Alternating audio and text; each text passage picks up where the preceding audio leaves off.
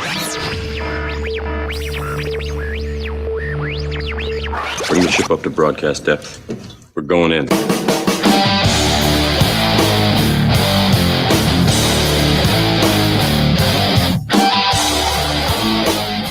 in.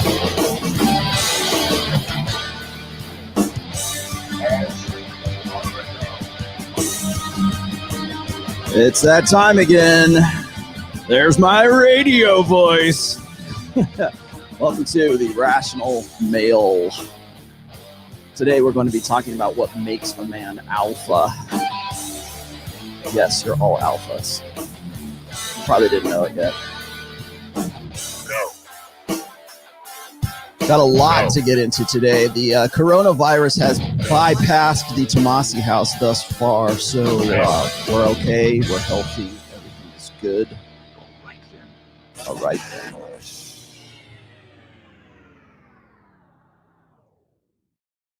There we go. How do we like that? We like that one? I think that's the one I'm going to go with for this show. For the Wednesday show, I think that's the theme music from here on out. Put a lot of time into that. Thank you very much. How you guys doing? Sorry about Sunday. I was a bit under the weather. People kept accusing me of going out on my sled on Sunday. No, I wish that were the case. There is no snow anywhere in the Sierras right now, and it's really pissing me off. So how are we doing, guys? It's been actually a full week. Well, I don't know, full week. I guess I was on Rule Zero on Saturday too. That was a very interesting show. I think it was one that kind of needed to be done. But now that we're done with that, yeah, I'm not going to revisit those kinds of things. People either love those things or they hate them. It's kind of like sometimes you have to address. You have to take out the garbage. You know what I mean? You have to at least make, if people say, well, what do you think about this old accusation of you? And it's like, okay, dude, there's a video for it. Go check it out. Here you go. Oh, what do you think about when this guy talked to you, but talked about this? Da, da, da, da, da. Okay, there's a video. Go watch the video and then come back at me and then we can talk. Okay. So it's easier to simply do, quick hit videos or just address certain things and just let it go, So, today's topic is kind of timely, actually. I knew this video was coming out. I don't know if you guys have seen the most recent post that I put up on the Rational Male. It's a link. I've already linked it in my Facebook accounts and pretty much all of my social media. I think I even put it in my Instagram. But there was a Dutch documentary that I was a part of. And if you haven't seen it yet, you can go to, it's on the just go to therationalmale.com and you'll see it. It's the very first post that's on there. I'll probably spruce it up a little bit. I want to do a full review of the video. It's about 45 minutes long. It aired on Sunday night at March 8th on Dutch public television. It was put together by a film crew called VPRO. I wasn't familiar with them before all this. I understand that they do documentaries and like news, in-depth kind of news, investigative journalism, right? For Dutch public television. And I'll just give you a quick history of what happened in all of this and how I came into this video. If you haven't seen it, I'm impressed. I have to say, because I was not expecting much, because a lot of people warned me off of this. They said, no, you don't want to talk to the mainstream media. You don't want to talk to anybody who's in the public eye, I guess. And of course, I have learned the hard way that in some respects, the red pill probably does better if it is not mainstream, if it is underground, so to speak. Maybe underground is not the word, but I think it has more legitimacy if it's not mainstreamed. I know a lot of people want to take it mainstream. They see it as a sort of their grift, right? It's their way of turning a buck. And I mentioned a few names on Saturday's Rule Zero if you want to go find out who I'm talking about. But I've said this before, and I said this back in 2018 at the State of the Manosphere address, is that the the biggest thing that the manosphere really needs to be concerned about with right now is turning the manosphere, turning the red pill as we know it, as according to intersectional dynamics, into a commercial enterprise. And a lot of people are trying to do that right now. People might say, I'm trying to do that right now. I've got my own show here. I've got, got a fourth book that's coming up, which we'll talk about at the end of the show, I promise. I understand there's always going to be the brand of me. You can't avoid the brand of me today. So, but in some ways, I think that it I don't want to say delegitimizes, but it sort of, I don't want to say cheapens. I guess maybe that's the word I'm looking for. It cheapens the red pill as an effort to sort of help guys out and to work with guys. But if you watch this video, I think it was pretty well done. If there's an ideal way to do it, this was it. I was approached by vPro, and this guy, I don't know his well, actually, not off the top of my head, I probably do know it, but his first name's Norden, and he was the guy who was the producer, director of this documentary, this little short documentary, and it was pretty involved for what it was. They talked to Dr. Warren Farrell.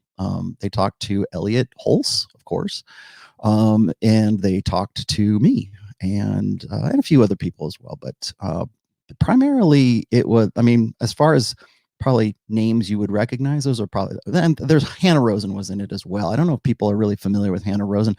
I've been familiar. I never really had any like correspondence with her, but I have been familiar with Hannah Rosen since 2012. I've written actually a couple of response essays or posts on the Rational Male to some of the early stuff that she and Kay Heimowitz and what was her name? Kate Bollock were putting out way back in Kate Bollock did something I think in 2010 and then again in 2012. And there was a very famous article. Well, I say famous, but there was a pretty well read article in the Atlantic called "The End of Men," and that's where I first. And I didn't even have a blog then. Remember, the Rational Male started in 2011, so in 2010 I'm addressing this kind of stuff from the SoSwap forums. I didn't even have a blog.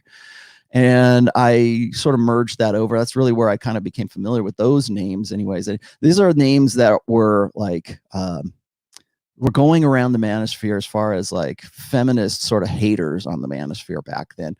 Hannah Rosen, I think she was a writer. She might have been a writer for, I can't remember. It might have been the Washington WAPO or something like that. I'm not really sure what she was. Certainly the Atlantic. I know that she was involved with the people at the Atlantic, and I know that she has I guess a following or whatever. She had a book out too as well. I think maybe it was called The End of Men, and it was her sort of uncovering all of the things that we kind of take for granted now in 2020. Remember, that's 10 years ago. And now we see statistically what has happened with respect to women being in education, women in the workforce, women's majors, everything that Aaron Clary has talked about recently with women in corporate America. All of this was sort of foreshadowed, I guess, by women, like feminist writers anyways, back in 2010, like Hannah Rosen. That's where she came from. And I thought it was really interesting to see myself in I didn't know she was going to be in it, right? I said, they didn't tell me who was going to be featured in this. They said, I remember Norden did mention that Warren Farrell was going to be in it, but nobody else. I did not know that Elliot Hulse was going to be in it. And I did not know that pretty much anybody else was going to be in it besides Warren Farrell. And so I think it was pretty well done. It was the title of it is Alpha Men, and that's really what inspired today's topic, because I've been meaning to do this anyways, and it's sort of been sitting in my drafts folder for a while. Like I wanted to do a show on some of the old school principles, red pill principles. And of course, alpha and beta and terms like that everybody loses their mind over whenever I bring those up. Or if you use alpha in an unironic fashion, well, imagine being you. Ha ha, herp derp. yeah, I think that these things need to be addressed because there is a new sort of say generation of guys who are coming into the red pill who they don't have an education, I guess. And I mean, I would hope that guys want to read my book. Hopefully, that that this documentary will reach more guys. I'll just briefly talk. I would love to do a breakdown of it, guys, but I can't because it's like a 46-minute video, and it just came out. I think it might be on YouTube right now. But if you are so inclined, again, just go to the Rational Male. It is the lead essay that's on there. It's called Alpha Men, and that was the title. I didn't know that this was going to be the title. Like when Norton hit me up, he's like, "Hey, we're going to do this, this I guess documentary, this investigation of the manosphere," and I'm like rolling my eyes. I can't believe, like you really. I mean, and so there was a time like where I actually turned him down. I turned him down once, saying, "You know what? I don't really want to have anything to do with that convention anymore. And I don't want to have my name associated with that." And I was a little concerned that they were actually lending any kind of legitimacy to that nonsense. And so I actually turned him down originally. And then Norton hits me back up again about a week later, 2 weeks later, and he says, "Dude," he says, this documentary will be incomplete if you're not in it." And I don't know, he talked me into it. And people were trying to wave me off, saying, "Hey, don't do it." And they were right to do so, considering what had happened last year. And I was hesitant to do it for a lot of different reasons.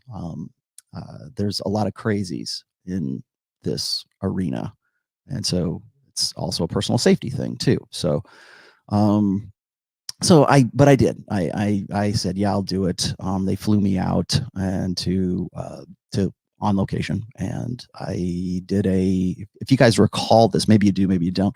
I did back in October, I think it was. I did a call-in show. I had to thank you, Josh, for helping me out with that. Just to let guys sound off about what the red pill had done for them, like how had it changed their lives. And I think that I only did it for like maybe an hour to maybe 90 minutes, and I still had guys that were in the queue that didn't get to tell their story. And I promise you guys, I will do that again. I know you. I was actually pretty shocked that everybody wanted to, call in and share their story. I didn't. You guys were the show. I was just listening to you and just sort of giving you, little tips on the way, or, like things to think about.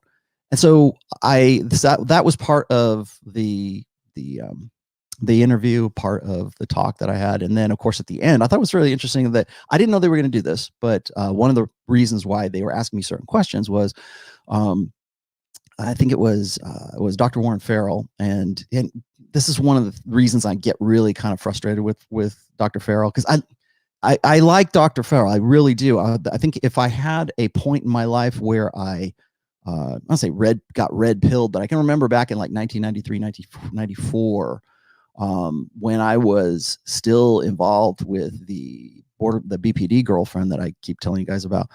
I read Why Men Are the Way They Are, and that was, I believe, his second book. It might have been his first or second book, and it really opened my eyes up to a lot of things. And I think that really Dr. Farrell is a consummate statistician. He goes and he gets his numbers, and he knows a lot of stuff. He has a lot. He's just a well of information when it comes to intersectional dynamics, gender politics. He's got a new book out, which is a great book called The Boy Crisis. He understands the problems. And I say this all the time with respect to guys in, like, say, the black pill community or a MGTOW or even the MRAs, right? There are a lot of aspects that these guys get right. The analysis isn't the problem. And it's the same thing with Dr. Warren Farrell. The analysis isn't the problem. It's the summation of it. It's the conclusions he draws from it, the presumptions that he has according to his beliefs. It's really fascinating to me because I can see how his brain sort of processes these things according to a belief set that he's had since he was the only male member of the National Organization for Women back in the 70s.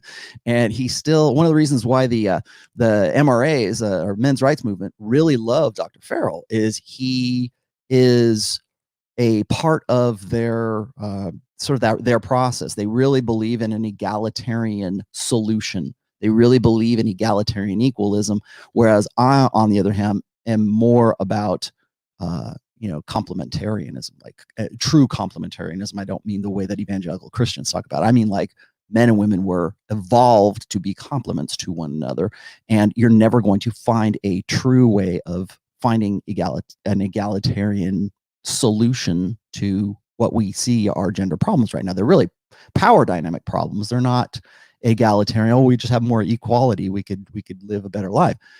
No. And that's what I said at the end of this of the documentary.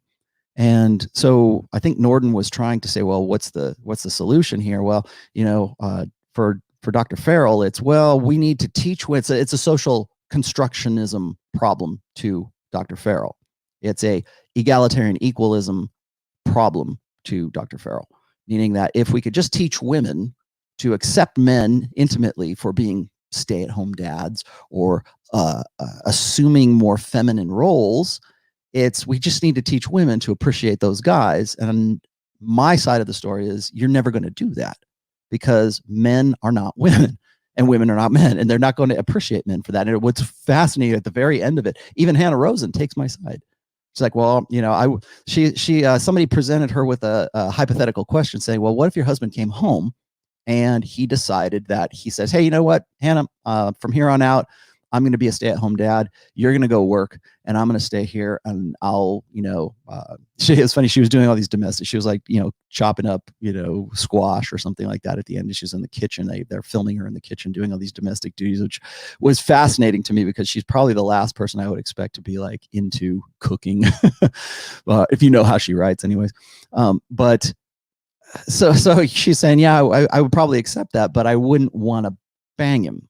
And, and which was exactly what I was saying. I was saying, the problem with that is that, when a woman, for instance, I talked about this with Suzanne Venker, is when a woman gets a raise in pay, or when she gets a promotion at work, or she gets a rise in status in her career, that has a tendency to be the catalyst for divorce if the man is making less.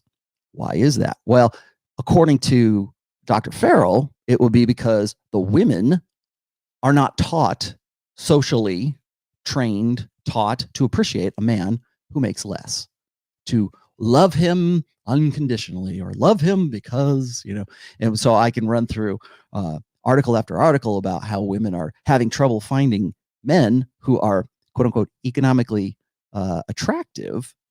But we'll ignore we don't, it's like we don't see the forest for the trees, right? We'll see those little incidents and we'll see the numbers associated with those things, but we don't see the mechanics, the underlying mechanics underneath that. And I think it would, and Dr. Farrell, if you're watching this, I love you to death. I love all the stuff that you do, but I think it's time to really look underneath the hood and reassess your value sets, reevaluate your belief sets, I guess, and understand that the reason why you believe in a social constructionist, or ask yourself this: why do you believe in a social constructionist solution to what is clearly and evidently a problem of how we evolved? What are our natural proclivities?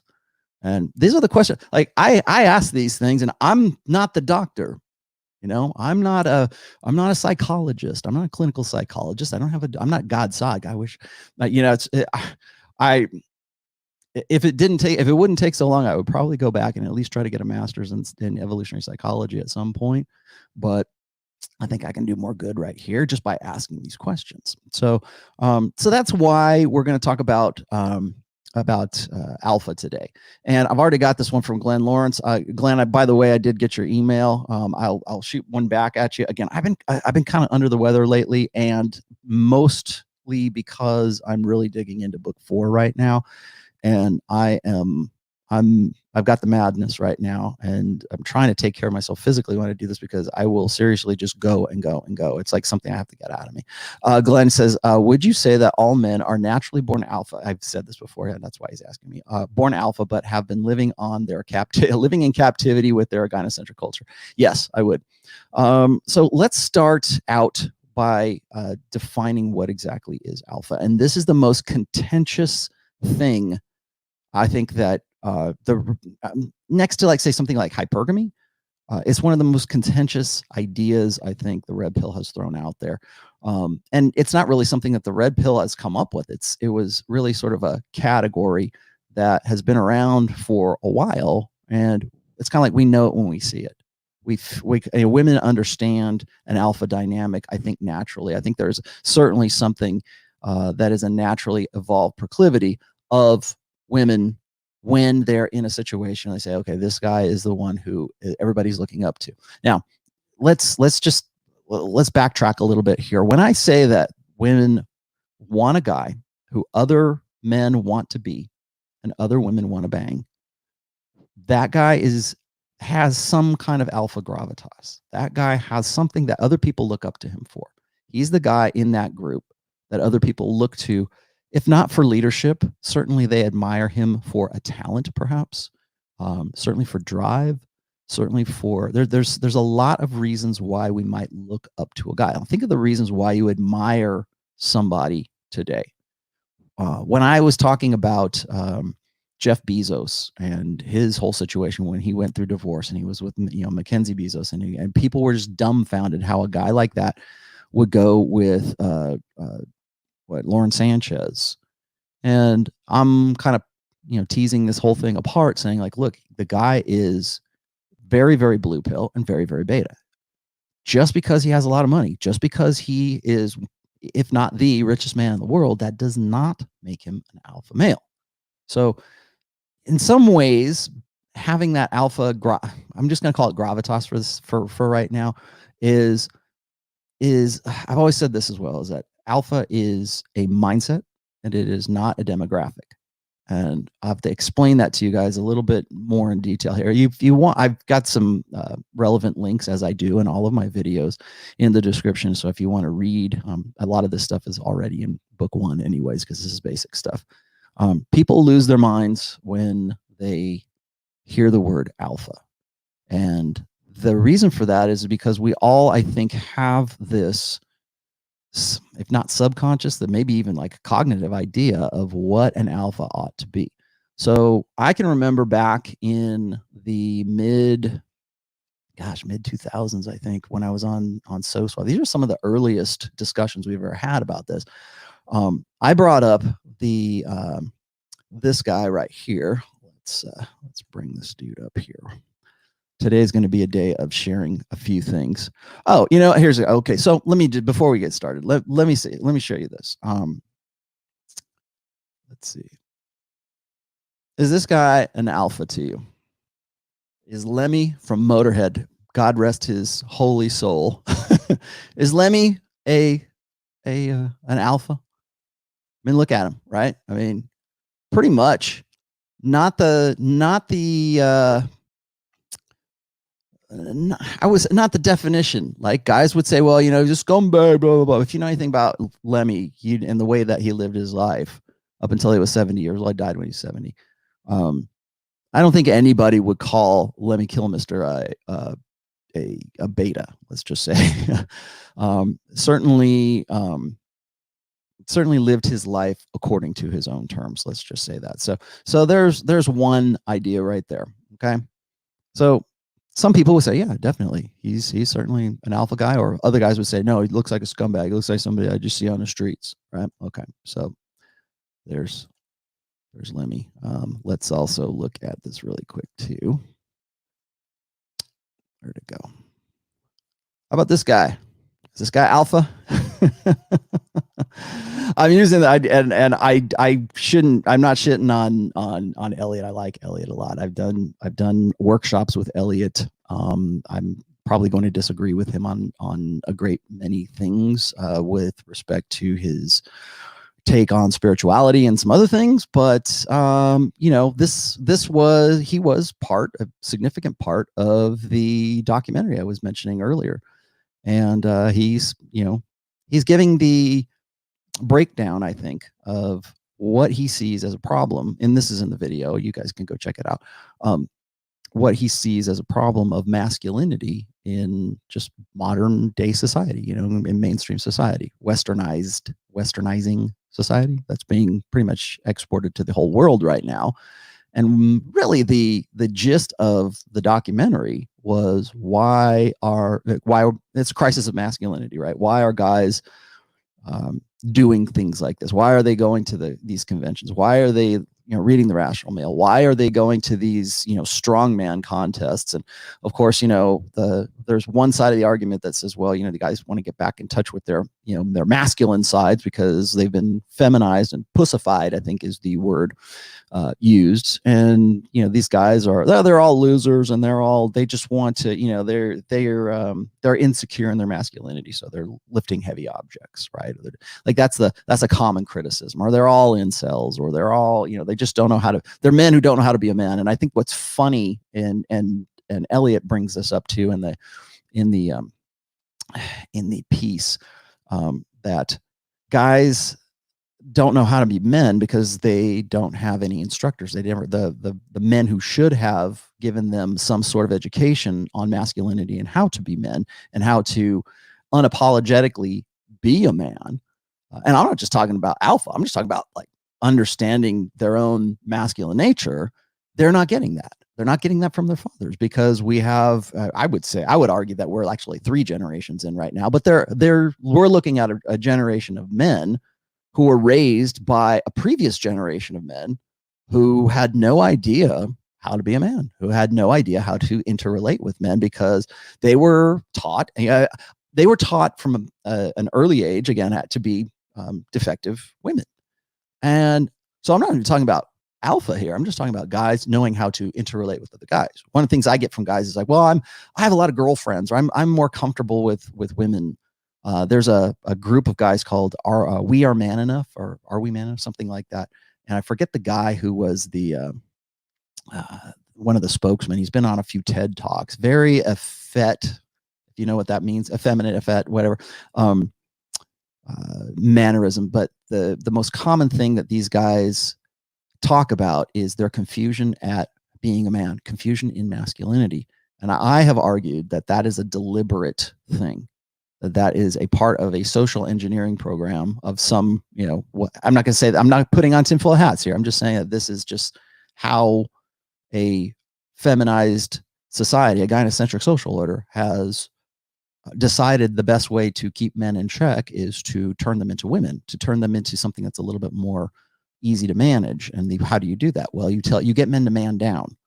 And then yet we get to a certain point in a generation where we want to ask men, or we shame men for not manning up, but yet we ask them for most of their life to man down.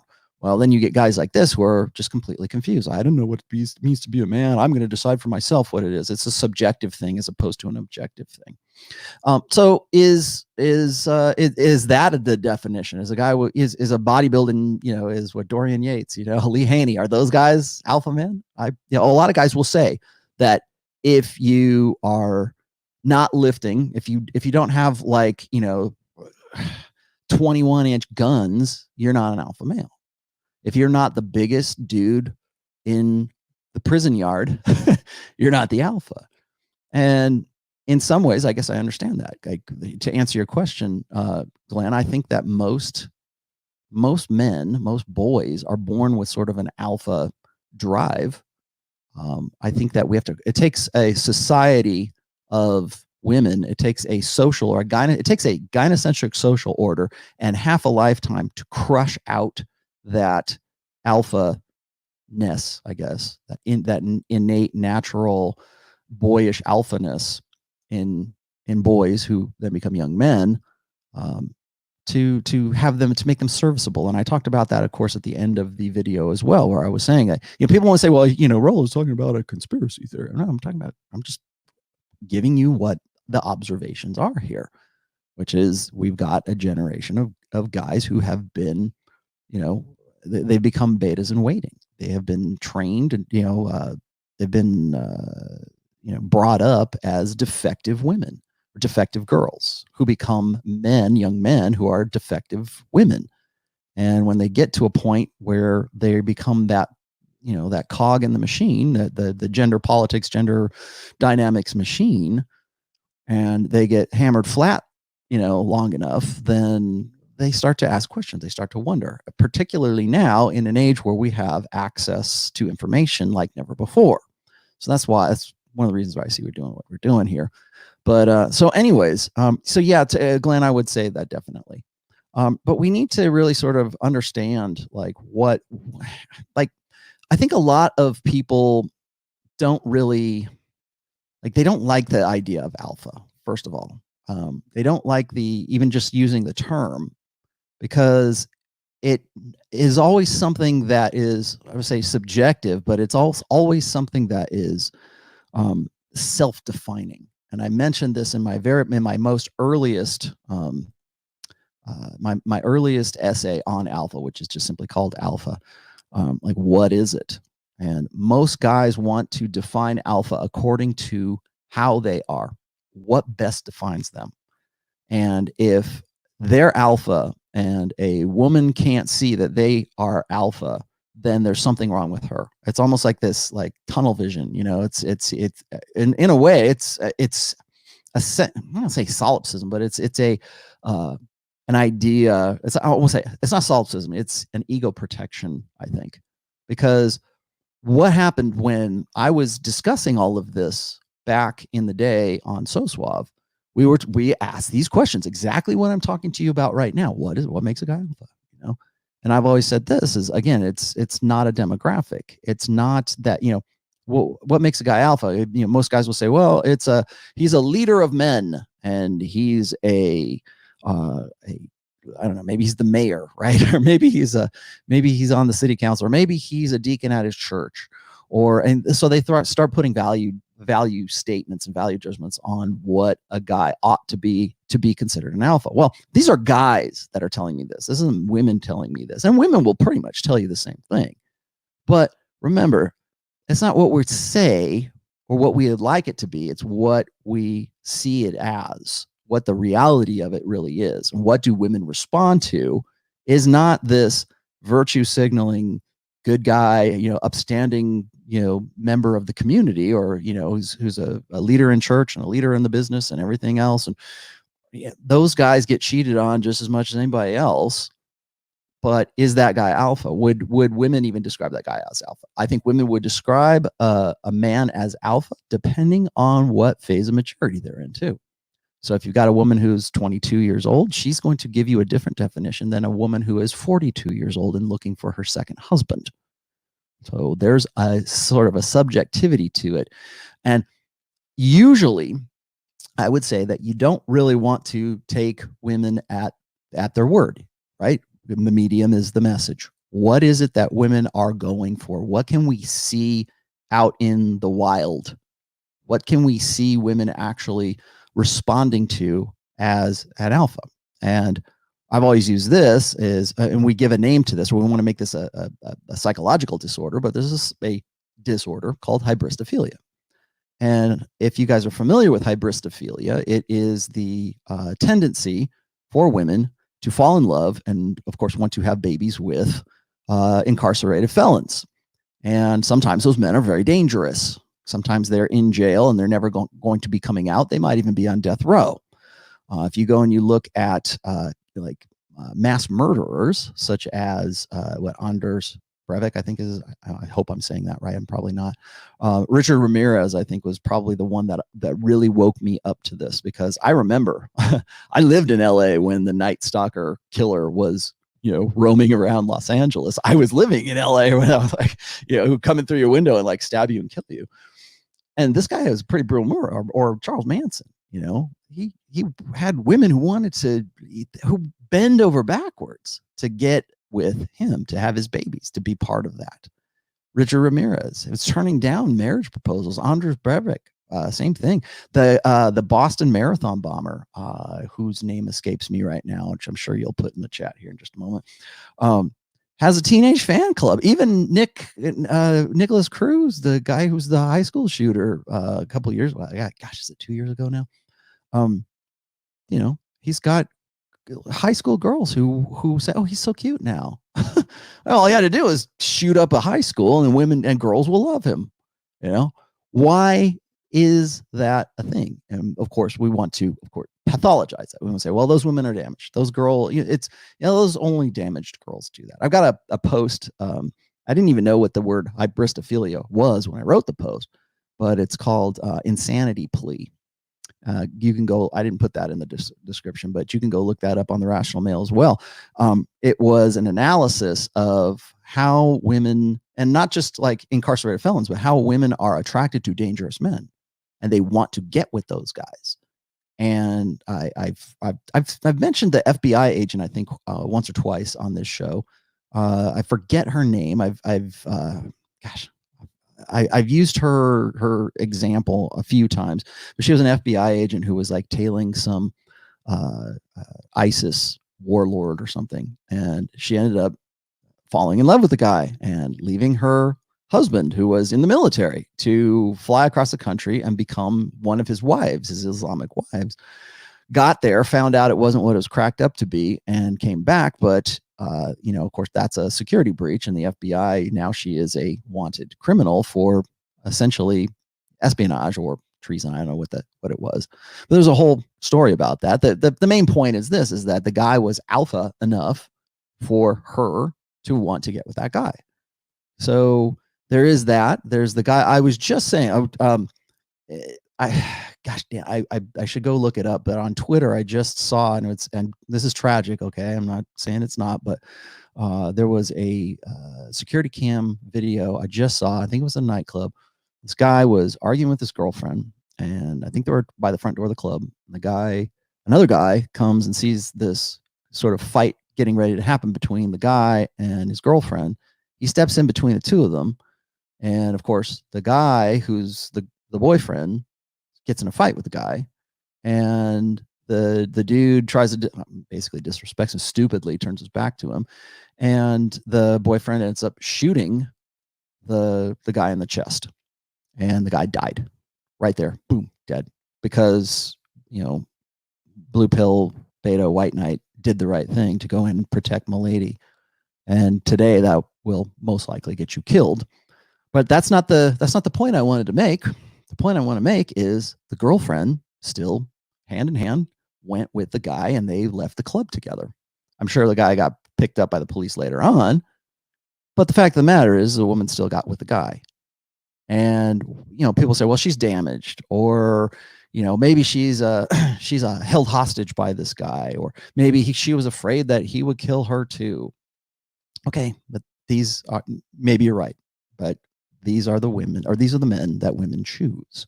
They choose to get with the guy who's dangerous. They choose to have sex with and breed with the guy who is what we say alpha fucks, alpha seed. Yes, something I came up with. The guy who is the good breeding material. And so how does that describe, like, how does women's behavior, manifested behavior that we can see, what does that tell us? What does that give us an idea as to the kind of man that a woman sees as the alpha ideal, the guy that she wants to get with? Now that's another thing. So how do you define alpha? Do we define it as a woman, like the guy that a woman wants to bang? Is that the only criteria for a guy being alpha? Now we can, like, as guys, we can say, well, like I was saying before, no, an alpha is the leader in the community, and he's the deacon in church or whatever, and we can add values and virtue and everything else along with that. But at the end of the day, from a game standpoint, what's an alpha, and from sort of a life standpoint, what's an alpha? And most guys are going to say, well, it's the guy who's built, and he's the personal trainer, and he's can bench 300, and that's an alpha male. That's the guy that all women want to get with. And I would say you're probably right in some respects. That there is certainly a physical prowess is definitely a criteria for being an alpha male. But like I've said before, there are just as many, and you can also make a case. You can make a case for the guy who's the virtuous alpha, the guy who is. I've used this example before. I'll use it again here. Is you can look at Superman, or Captain America, for instance. Captain America is an alpha, good-looking dude, very virtuous, sticks to his guns. God, guts, and glory. America forever. You can look at Captain America, and then you can say, okay, that guy's alpha. And then you can look at Iron Man. Tony Stark is definitely alpha, but he's cocky, he's self-assured, he's definitely not the same kind of alpha as Captain America. He's not the same guy. He approaches it a little bit different. Both of them have an alpha mindset. Both of them have. Now, these are ideals. I understand they're fictional characters. Lay off. I understand that. Okay, good. Okay, but they are archetypes. They are ideals that we apply to, like, that's the kind of guy that other men want to be and other women want to bang. So how do they display that? And some guys are going to say, well, that's a Sigma. Like Tony Stark is a Sigma. He's a guy, not necessarily a Sigma, but we'll talk about intersexual, or excuse me, sociosexual hierarchies a little bit later here today too. Let me get to YOLO here. YOLO says, hi, would you also say that beta is a mindset and not a demographic? Yes, I would. Can you please give 1 to 2 examples of why beta and blue pill is different? Okay. So, what's interesting about this topic is I could probably do 2 separate videos on it. I could probably do a series of videos on these alone. I'll probably, here's this, YOLO, you have my promise. I will do a video on like what makes a guy beta. We've talked about, like, I have several essays about alpha tells and beta tells. I have talked about body language and that kind of stuff as well. That's not my forte. That's really more along the lines with John from Modern Life Dating, but I can give you a basic rundown here, and you've sort of hit on a point that I was going to get to anyway. So here goes. Blue pill and red pill are 2 separate things. They're mutually exclusive from a guy being alpha or a guy being beta. So you can have a guy who is a blue pill alpha, and I've mentioned that I've got a whole essay. I've actually got a series of essays on the mutual exclusivity between being red pill aware, and being alpha or being beta. So you got a guy who is a blue pill alpha, and these are the guys who are very strong, ardent white knights. These are the guys who will probably step in between a guy fighting with his girlfriend. These are the guys who will step up and do the right thing and risk life and limb to protect my lady's honor. And so they tend to be some of the most annoying white knights you'll ever know, because they're still steeped in their blue pill upbringing, like how the blue pill, foments a thinking, like their understanding of the world, their understanding of intersexual dynamics is according to a very well-trained, you carry her books home from school. You respect a woman no matter what, like she doesn't have to earn your respect. She's a woman. You just respect her. That's what I'm talking about. There's a blue pill ideal, but it is manifested in a guy who is stereotypically alpha. You can also, when there's lots of examples of this, where guys who are beta and they are definitely red pill aware, you'll find them all in MGTOW and black pill. And, there's a lot of guys who are very, very beta who they are very red pill aware, and in some cases to their detriment. So I think that's pretty easy for you guys to figure out. So, but I do promise you this, YOLO, I will hit on that in a future podcast. Josh just chimed in here too. Josh, what did you shoot at me here? Let's see. Josh put this in here, so I'm going to hit his first. He says, be honest, my friend, am I alpha? I have the mindset. I'm red pill. I'm my own mental point of origin, have success and striving for more. I'm rarely ever initially perceived as alpha. And I know why, Josh, by women. How quickly can I change that perception? Is my test. Josh, I understand that you are housebound. I also understand that you are bound to a wheelchair. I also understand that prior to correct me if I'm wrong here, Josh. Prior to this, you have a notch count of 11. If memory serves, you have a notch count of 11. So you're not a virgin. You have a good, here's the thing is, what I would say is this is, do you have to be a player? Do you have to be what's the notch count for a guy who would be, at what point does your notch count have to get for you to be considered an alpha? Does an alpha mindset serve you in better ways, in other ways that have nothing to do with women? And people will watch this and they'll go, well, I want to learn how to be alpha. Or they'll say, I did this, or I constantly get this. And I know the other guys get this too, is you'll get these dudes on Patreon, like people on Patreon or people on Twitter will slide in my DMs and they'll be like, I did this, this, and this. Was that alpha? I did these things, or these things with her. And here's, check out my texts. Was this beta? Was this blue pill? Was this beta? And it's like, I can't really give you an accurate estimate of that without actually understanding what the relationship is with you and the person that you're putting this stuff out there. I can give you my just reading this basic assumption of that. But really, at the end of the day, you're the one that has to make the decision as to whether that was, whatever your actions were alpha or whether they're beta. What you guys are asking me is, did this harm my chances with this girl? Did this harm my chances to get with somebody that I'm pining for right now? And I think that a lot of guys, when they ask me those things, the real problem isn't what they did and whether it was alpha or it was beta. It's, why are you worried about that? Why is it, why are you concerned about whether something was alpha or was beta? If you're asking, like guys will say this all the time too. They'll say, if you're asking whether it was alpha or it was beta, it's probably beta. Or it's probably blue pill. Remember, blue pill is a training. It's a conditioning. It's a conditioning that predisposes you to certain ways of believing things about, well, in our discussion, believing things about women or how things ought to be. That's why I say you can be an alpha and you can still be very blue pill, and you can operate in that sort of frame, that belief set. So Josh, I know that you're not going to be benching 300 anytime soon, certainly not while you're intubated. So you have, like, I want to also stress this, is that I've said this before when I talked about looks. I know these guys, was it looks, money, status, whatever it is. I look at it this way. I look at it as looks, affluence, and game.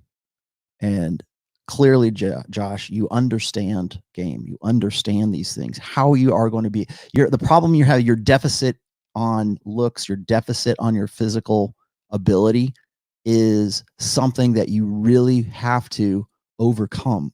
It's something that is really, and it's going to be tough for you. You already know that it's tough for you. I'm not saying just give up and just say, oh, forget it, I'm never going to do that. But even if you never got laid again, you would still benefit from an alpha mindset. You would still be better off because you are your own mental point of origin. You're red pill aware. I mean, you're ahead of the game of a lot of other guys. I talk to guys about like getting, the first thing we mention to guys when they come from a blue, like they're just sort of discovering this for the first time. I say, get into the gym, go lift. Because most of the guys that find this, or they're getting a divorce, or they broke up with their girlfriend, or they're despondent and nihilistic, they're physically, they're in a bad place. I was reading stats not too long ago. I believe we are now at 70%, or we're approaching 70% of the American population for sure, is going to be obese, and is overweight, and a full third of that is morbidly obese. So if you, as a guy, can even just get in normal shape, like just get down to what was considered a normal body weight, you're already putting yourself above, 70% of the guys that are out there right now. And that's from a physical, just from a physical standpoint. There has to be something that guys look up to you for. There has to be some sort of admiration. There has to be, status, of course, is something that is important. What makes a guy alpha? I would say it's all three of those things.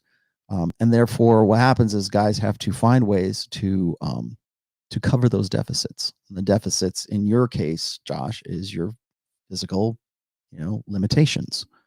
So if there's some way you can get around that, I don't know. Maybe it's just something you're sort of stuck with. I would still say that I'm proud to know you. I'm still here, and I'm going to say, like, I think you're better off the way you are now than if you were still blue pill and stuck in your ways and still trying to figure things out. You understand, you at least have the capacity to understand those things. So what do you got here? Plumber says, I would say that an alpha male is, as you've already described, a man every other man wants to be and everyone wants to get with. Yeah. Well, that's a good rounded off, I guess, way of thinking about things. When I say this, when I came up with this, when I say that women will make rules for betas and they will break rules for alphas, if you are asking me, am I more predominantly beta? Am I more predominantly alpha? I'm not the one you need to ask. You need, in fact, don't ask anyone. Watch and see what the behavior is. Again, the medium is the message. I got to do a whole damn video on that. People keep asking me, like, I have to do a video on how behavior is really speaks louder. Like, well, actions speak louder than words. Yeah. But the medium is the message. What is that woman's medium telling you? And here's the medium. Is she making rules for you? Is she breaking rules for you? That's a good, like, you don't have to ask anything. Guys will say, well, should I talk about my prior girlfriends, or should I ask her how many guys she slept with? Isn't that okay for me to do? Because I'm looking for a good, wholesome woman to settle down with. I think it's within my rights to go and no, don't. You don't need to. You don't need to ask a woman how many women, how many guys that she's had sex with. You can figure that out without asking it. You trust me, especially now. Like in my day, like you would probably want to, you'd be a little curious about thinking, I wonder how many guys she's been with, but there was no Instagram. There was no digital footprint of a woman's, sexual past. Now it's all over the place. If you're asking me if it's okay for you to do that, you're an idiot. You can find out for yourself. You don't have to ask her. There's nothing needs to be said. In fact, the moment that you do, it comes off as you being kind of insecure. So I know that's just a little tip right there. What else do we have? Am I alpha? No, you're not. John, I would say, I think you have an alpha mindset, John. I think you definitely do. I think you're in a lot of people's face. That's another thing. People always ask me, like John is definitely an extrovert. From what, like, this is John from Modern Life Dating, so you guys know. John's definitely an extrovert. Thank you for that 1,000 yen. What is that, like $1.50? It's yellow, so okay, so it's $3. Anyways, that's another thing. Guys will ask me, well, do you have to be an extrovert to be alpha? Like, can you be somebody who is still sort of introverted and like a brooding artist? Sure, you can. You can be an introvert and still be alpha. It's just you probably have to express it. Like it's the context of it, and that's one of the things I wanted to hit on today. Thank you for bringing that up, John. Is the contextual alpha, and I've written about this as well. There's a link to an essay that I have in the Rational Male about the contextual alpha. Now, what is a contextual alpha? A contextual alpha is the guy who is in sort of an isolated, I guess in I don't say sociological terms, but in sort of market-based terms, that guy's in a pocket economy, right? He's the guy that other women are stuck with this guy. Like usually it's a teacher, right? Somebody who is in a directorship over a lot of people. I've done this myself, and I'll give you an example of what a contextual alpha is here in a second. But when you see, I used an example in this article about a guy who was a teacher, and he ended up, and he did it the right way. The girl was 18. He got with this girl who was one of his students. She was enamored with him.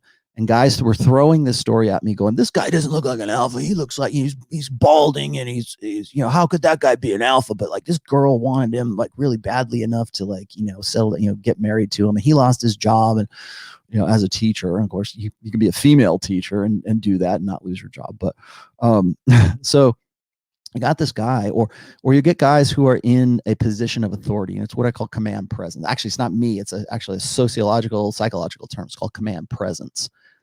If you are a police officer or you know somebody who is a law enforcement officer, they know exactly what I'm talking about. Command presence is a presumption of authority.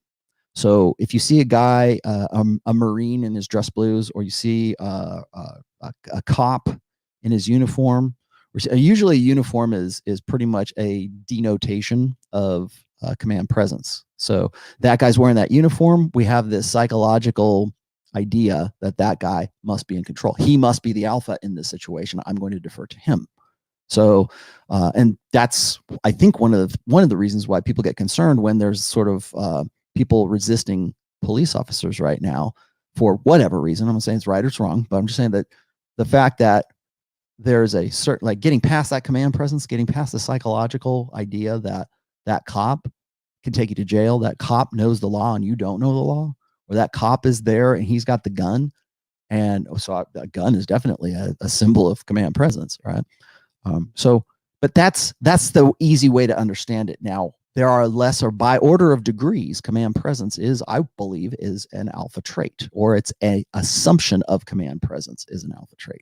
Now, I'll give you my personal story here. On several occasions, I have had to shoot television commercials and video stuff for promos for liquor companies and for gaming company, for casinos and stuff that I've done before, where I've had to be the guy I was an art director. So I had to be the guy who was basically directing traffic. People are coming to me to say, okay, how do you want this? How does the shot to go? Where do you want the actor? Where do you want the girls? Where do you want the guys? That kind of stuff. So I'm there. And over the course of a week, maybe 2 weeks, I'm the one who is giving orders. And so when people are looking for something or they want to know how to do something, I'm the one that's doing this. That is command presence by default. And you are the contextual alpha in that particular thing, unless you really screw the pooch, man, unless you really drop the ball and somebody else steps in and takes over, that people respect more than you. The guy who is the director is the one that women will look up to, and hopefully men do too, because you're the one who's supposed to know your shit, right? You're the one that's supposed to be the instructor. You're the master. And just by you being in front of the class, just by you being the sensei of the dojo, just you being, there's a lot of different examples of this. You are contextually that alpha. Well, if you put women into that situation, women love to be commanded. They love to be directed. That's why Goldman has written books about photography game and how PUAs could use a camera to run game on girls. And that the reason why that's so brilliant and that it works so well is because women want to be directed. They want to be told something to do. And then, of course, they also love to be in front of a camera because they think, oh, this is going to go out and people are going to see me. Look at me. Look at me. It's the attention is the coin of the realm in girl world. So you're combining this need for attention, but you're also combining it with command presence, with I'm the director. I'm doing like that was his game, right? I'm doing this this blog, or I'm doing this video, I'm doing this thing, or this project for school, it's whatever cock and bull story you come up with. And here, right on this pad, what you think about American Men? And they hold it up and then he runs game on them, but they're more apt to want to be a part of that because he's the director. He's the one who's got something going on. He's the guy, he's the man with the plan. And I have been that guy. I had to be very careful of those things because if I'm working in a situation where I'm on location and we're all staying at a hotel and we're shooting, casino footage or we're shooting liquor footage or whatever, and I'm, directing, otherwise beautiful women around telling what I want them to do, and they got to do it. That's something that if you're in the right place at the right time, I'm not single, so obviously I'm not going to to capitalize on that. But if you are, and you find yourself in a position where you are the default authority, understand that, and understand that that's a powerful thing. Like, women are always, like I was saying before, like what was the other guy was just commenting a minute ago, saying, that women want a man that other men want to be, and other women want to bang. But when you put yourself into the position of being a contextual alpha as the director of the show, then that ends up being a very, like I said, a very powerful point in game. Now, once you're removed from that, once you're pulled out of that context, that's where it falls apart for guys. So I would presume that if I were to, say, capitalize on banging some of the girls that were at these shoots, that once we were done with the shoot, the dynamic would change. So that's something to consider. But yes, alpha can be contextual. It can be the environment. It can be the circumstance. It can be the situation. That's one of the reasons why guys have real trouble with the global sexual marketplace right now, because they're so used to, they can't get their thinking, and some guys can, but they can't get their thinking out of the localized sexual marketplace, meaning like the classroom or their high school or their college room or wherever it is that they're meeting. Maybe it's a church, maybe whatever their social gathering place is, that's their local sexual marketplace. And they don't understand that we live in a global sexual marketplace right now. So they're using sort of these old social contract, old social skills to, based on presumptions that women will appreciate them for those old social skills within that local sexual marketplace. Well, women have a cell phone. That's all that matters. Women have an access to the global sexual marketplace right now. And I think guys are sort of slowly understanding this. They're coming to terms with this. But if you can get into a situation where you are the alpha, the contextual alpha, that's something that's very powerful, and that's something that can be used for attraction for sure. But you have to be sure that once you're out of that context, that you can still pull your weight, that you're still somebody that other men want to be.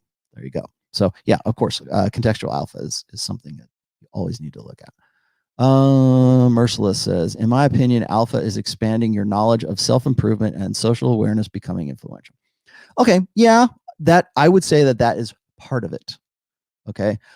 And what will happen is, I'm inclined to agree with you, Merciless 6, but also consider this, is that no guy has ever virtued a woman into bed. Now, I'm applying alpha, like I'm using the term alpha here in terms of what women are looking for in a guy. So it's very easy for guys, this was saying this before, it's very easy for guys to want to define alpha as what best fits their personality. So when we've got a guy here who is expanding his knowledge, and he's socially aware, and he's spiritual. Like Tradcons, moralists love this. A real alpha man alpha males love Jesus, right? A real alpha man is a man of God, right? And women, particularly the Sun Hat Brigade, the Tradcon women who are looking for. Yeah. What's interesting to me about Tradcon women is when they follow my second book, the timeline in my second book, like to the letter. They have children with a guy that they thought was really alpha, and they really wanted to have fun, hot sex with. They got pregnant. They've got 2-3 kids by 2 different fathers, and now they're divorced, and now they've got their shit together. Now they want the guy who is the virtuous man of God, the guy who's got a man, what I euphemistically call a man with benefits. He's got to have benefits. And what was his benefits? His benefits are he's got a job, he loves his mom, he loves Jesus, he loves whatever. Like he's concerned with his life, he's concerned with his community, and he's involved, and all of these qualities that she could care less about when she was having kids with the guy who knocked her up.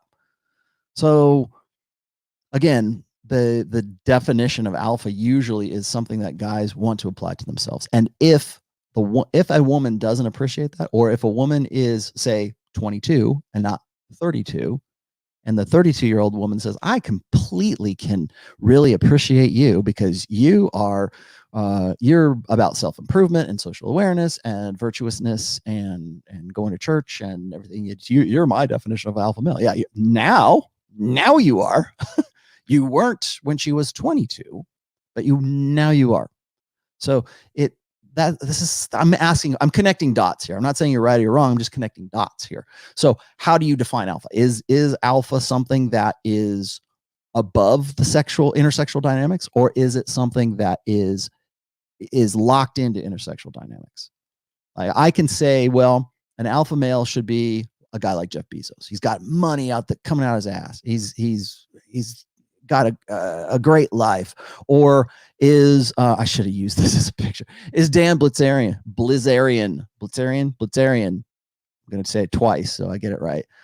Is Dan Blitzerian in Hawaii with his naked chicks everywhere? I mean, just top shelf ass everywhere. Is that guy alpha? Now, you know what's going to happen because I actually put a name out there and I said Dan Blitzerian. The guys are going to go, that guy, he pays for his girls and he's not really an alpha. He doesn't do what I do. You know, he's not my definition of alpha. And women will be like, well, yeah, he's hot and everything. He's got a lot of money, but he's not a good man of God. And of course, he's trying to change that right now too, right? But the fact of the matter is that a lot of guys and a lot of women consider him alpha, even if it's just a perception. I don't know if he is or not. I don't know what his real. I've seen a lot of stuff from Dan Blitzerian that I would say, ooh, you know, for a guy of his means and his looks, because he is a good-looking dude,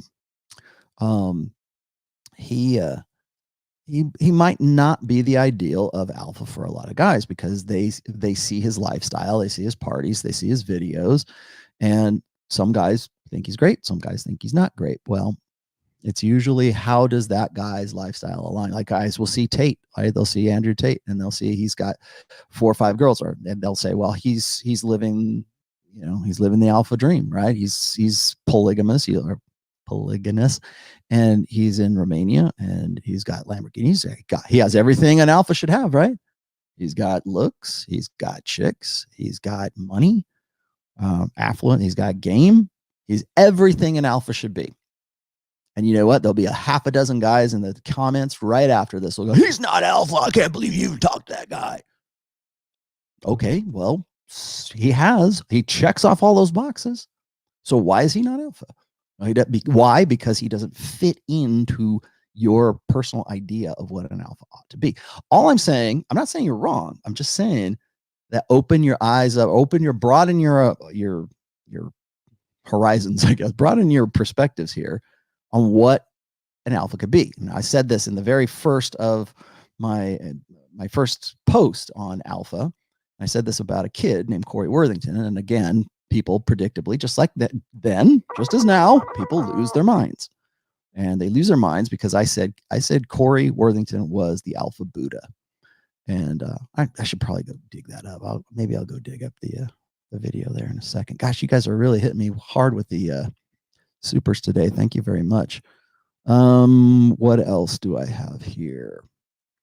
PB Coder, sorry, I missed I missed yours. I'm going to come back to it. It says, thanks for help. Rollo started as a PUA and with the red pill put me on the next level. One small question.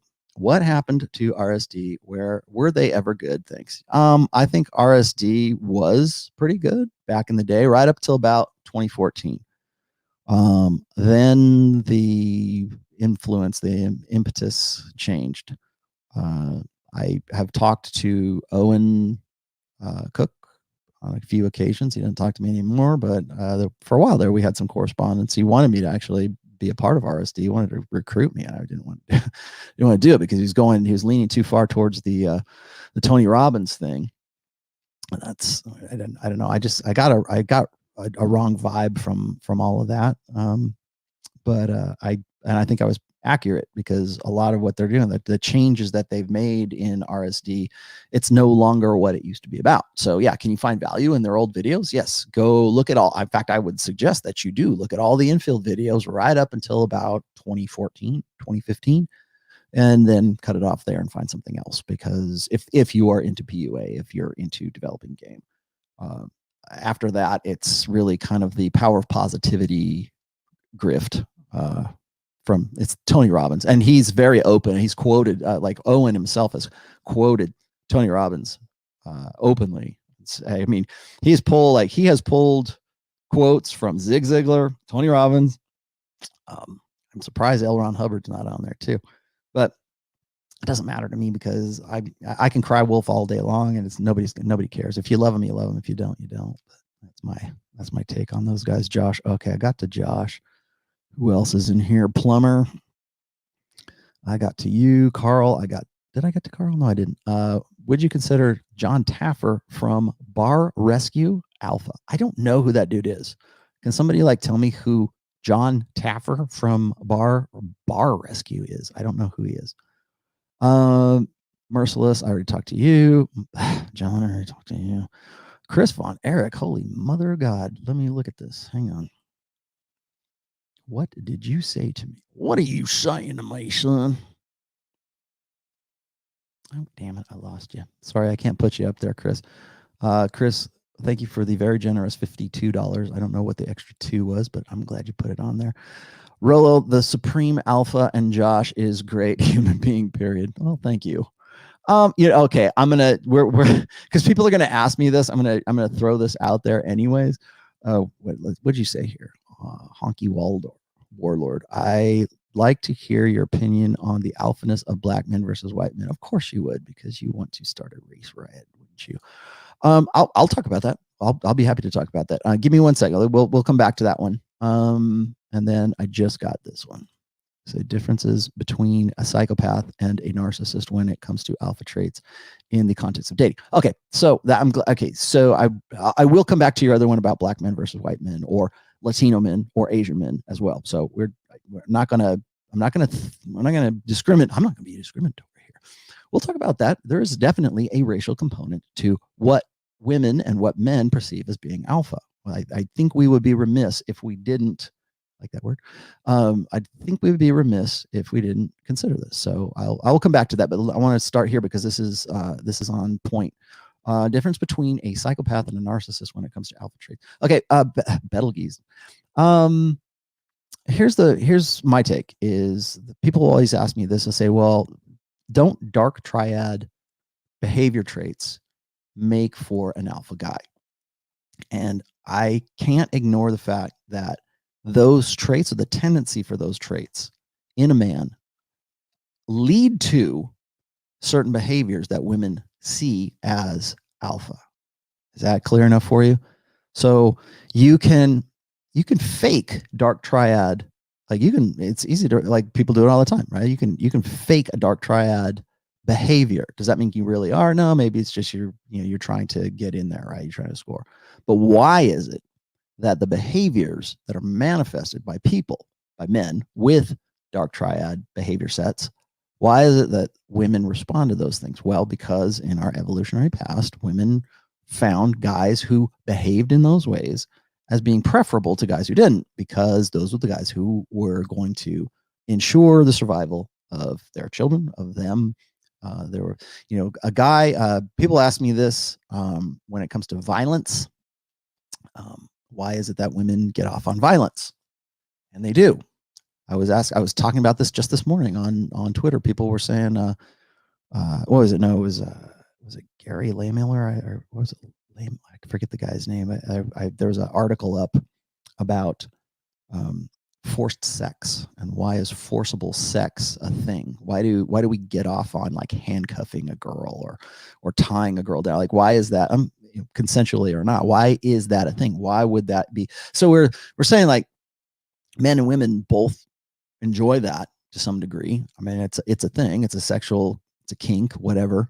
But why do we get off on those? Why do we get off on dominance? Why is 50 Shades of Grey a very popular book? So you could say, well, women are all effed up. Women are all they're all damaged. There's something wrong with them. What, the 50 million women who picked up that book they're all damaged, right? No, there's something going on there. I would say that there's an evolutionary component to that. Now, They might not like this, but nature, evolution, only cares about the babies. Okay, doesn't care about how the babies get born or inseminated or whatever. Just that they get inseminated and that they are raised to self-sufficiency. So you can say, well, that's immoral. Well, yeah, it is in certain ways, but that dems the facts. So deal with it.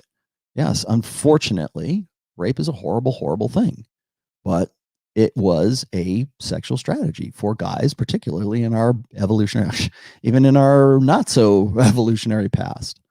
I have been writing about religion, and as I have been a red pill in religion, I have to consider that in the Bible there are moments in the Old Testament where God tells these, the tribes of Israel to go in and wipe out this tribe and kill every last living human being except for the virgin women, or the fertile women, the women who haven't known a man, and take them as spoils of war.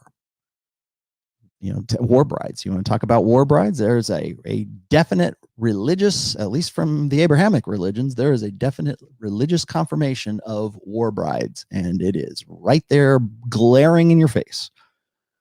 God wants war brides. Apparently in the Old Testament he did.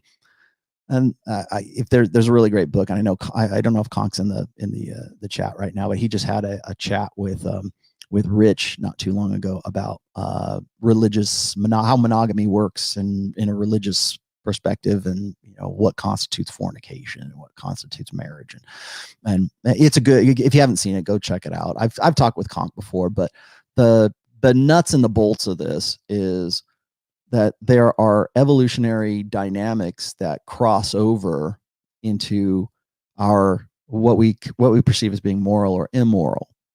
So if that's the case, then what makes dark triad traits immoral or ethical or unethical, let's just say? Well, it's the behaviors ultimately that are prompted by that mindset that women respond to, and men respond to as well. I will say this: I've worked for some very, very wealthy people in my life. I've worked for multi-bazillionaires in casino GMs, let's just say.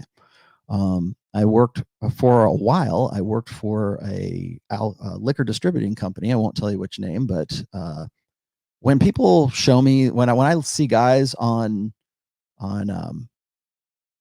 Twitter or Instagram, and they're flashing a big like fan of cash and going, yeah man, I'm living a life or whatever, like when I look at that I kind of laugh, because those guys, okay, you got money, cool, but I've sat next to guys who are true, that is representative of true wealth. These guys have more money, so much money that it wouldn't occur to them to do anything like these guys are doing, like wealth beyond like your basic concept of being rich. Like I think it was, what was it? Was it Chris Rock who said, they made a joke about like, there are people who are rich and then there is wealth. And I've seen the guys who have wealth. And the guys who have wealth pretty much universally have at least one, if not all, of the dark triad behavioral set as part of their thing. I mean, literally most of these guys are insanely driven. It takes that degree of insanity to get to that kind of wealth. I've met very few truly wealthy men that are humble, that are that are well-adjusted human beings. For whatever reason, to get to that degree of wealth, it requires an almost insane kind of drive. And to get to that, you have to step on people, and you have to really I'm not saying they all do this, but I would say that if there was a formula for it, I would say that that's probably a prerequisite for that kind of wealth. So what is the dark triad? You have to be a psychopath. You have to be a narcissist. I've always said this is like, I really need to do I've talked about nice guys before, but I really need to do a episode on the nice guy jerk spectrum. And guys will say, well, if I want to be alpha, do I have to be a jerk? I don't want to be a jerk. Just the fact that you would even be considered a jerk is like, that shows you that you have a different mindset, right? I don't think, like, call me a jerk. Who cares? You know, in fact, if a woman's calling you a jerk, you're doing it right. Put that in your head.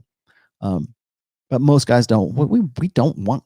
Most human beings are conflict averse. We don't want trouble. We don't want to put ourselves into inherently unsafe positions, and that right there, a willingness to run towards danger and not run away from danger, is something of an alpha trait. Would you say? I would say. Let's see. Let me look here. You guys are throwing these at me today. Do you think, what the hell? Do you think Joker from Better Bachelor is alpha? I've only watched a couple of his things. I never really watched them all the way through. I will say this: Joker's got a great voice. I wish I had Joker's voice. Like Joker, I wish I had your voice. I think he's doing a good work. I don't necessarily know if he's alpha or not. I don't know enough about him, so that's a call I can't really make. And again, don't ask me what alpha, like, don't base your opinion on alpha just on what I'm saying to you. I'm not the authority. I'm going to tell you what alpha is. Here it is. I'm not that dude. Okay. Let's see. But MLD is alpha. Yeah, MLD is alpha. He's alpha. Now, is he a greater alpha? Or is he just a regular alpha? Or is he fronting? Like, that's another thing. As a lot of guys, like when they get into PUA, when they first say, "Hey, I need to be more alpha. I need to up the alpha," and I will talk about up the alpha here in just a second. Guys will get into PUA and they'll go, I need to make myself more alpha. Rollo, how do can you learn alpha? That's the next section here, is can I learn to be alpha? Because as I was saying at the very beginning of this stream, that that alpha, I think there is a biological component to it a little bit. Like some guys can be, I would say certainly some guys are born alpha, certainly are living in a society that is or cultural, maybe an ethnicity, well, we'll get to that here in just a second, that is more prone to fostering that alpha spirit. I think it's a mistake to think that people are innately introverted or innately extroverted. I think people are much more flexible than that. This is one of the reasons why I do not agree with MBTI. The focus of my when I was doing behavioral psychology, my focus was personality studies, and one of the basis of personality studies is that personality is not static. It is something that changes all the time. So when you have, like, I don't know what the letters are, you're an INJF, LGBTQ, I don't know, whatever, like when you're this thing, it's basically you're an Aries, you're a Taurus, you're a Gemini, whatever. It's like whatever works best for you at that time. I think it is very self-limiting to place yourself in those kind of categories. It's kind of like how guys put themselves into leagues. They'll say, well, she's out of my league, so I'm not even going to try with her. Well, I'm an INJF, or I'm introverted, so I'm never going to I'm never going to be an alpha. You are if you say that. You are if you're going to think that. And you might have some natural talents or proclivities or things that you like, or your personality is such a way. But personality is not static. And if you don't believe me, all you have to do is go and look at guys coming back from deployment who have PTSD.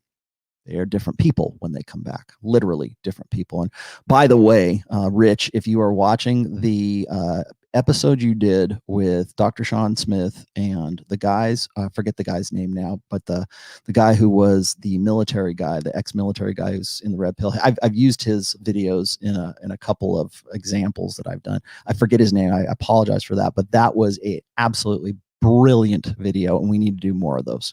I was addressing guys in the military and just how they just get raked over the coals right now because of the way that our gynocentric social order sort of treats the military right now.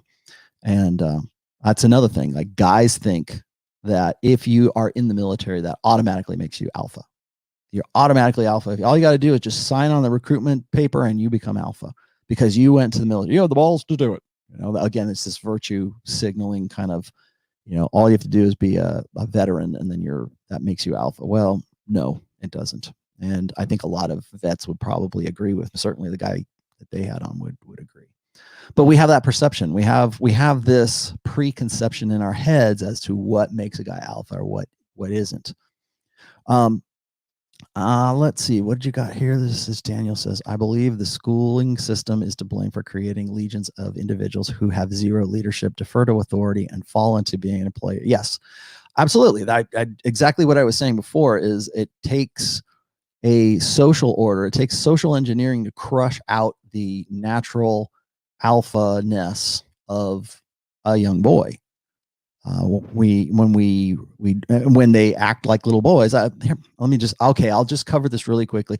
When I talk about, like, I say this all the time, where guys, I say, we're a nation of boys that were raised as defective girls. So when a kid is 5 years old, all of his female teachers teach him as if he were a girl. They want him to learn as if he's a girl. They promote little girls' advancements. They teach the class like a little girl. And when a little boy acts out or acts like a little boy, is expressing that natural, innate kind of little boyish alphaness, we drug him.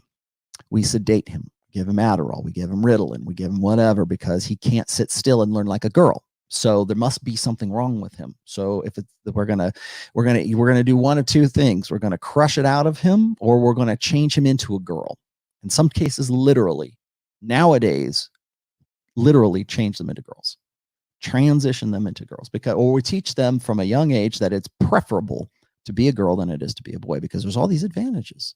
All you have to do is get in touch with your feminine side, right? This is the gross, extreme example of a society that is bent on emasculating a society. Maybe an emasculated society is a much easier to govern society, and I think probably most people understand that. But it goes deeper than that. Like how we do it is, I think, more sinister than the reason why we're doing that. Like how we get to that point where I literally turning little boys into girls.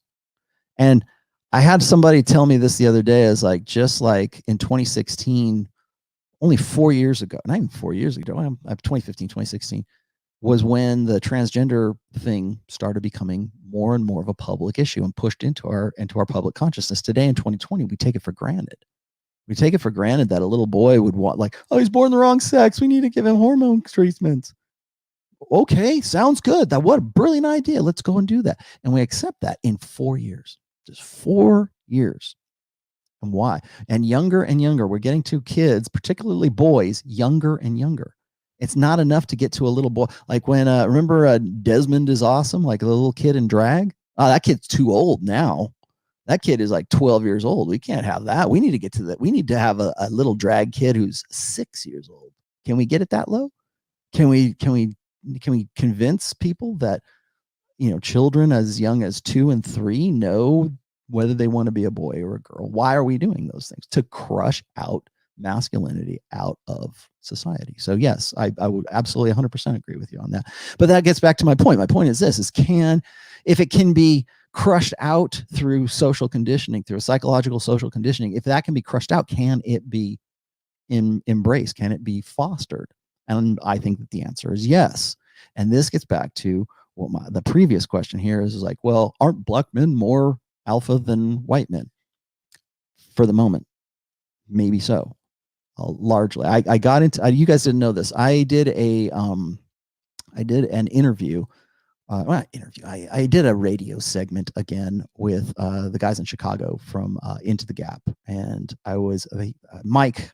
Mike has got a new, I think it's his new partner, but he had a new guest on, and so I was kind of throwing it back and forth with this guy. This guy's very much a trad con, very much traditional conservative, and one of his points was, well, it's mostly white men, mostly white guys who are being emasculated, because in the Latino community, in the black community, in, name the ethnic demographic, it's not as bad. Well, for now, that's another thing that I'm getting into in book 4, little by little, because I'm doing it from a religious perspective, and I really pissed this guy off. I think I pissed this guy off because I use Muslim culture as an example, because I use Muslim culture or what Islamic culture, because a lot of people say, well, Muslims are far more alpha. It's Islam is the way if you want to have a solid marriage, if you want to be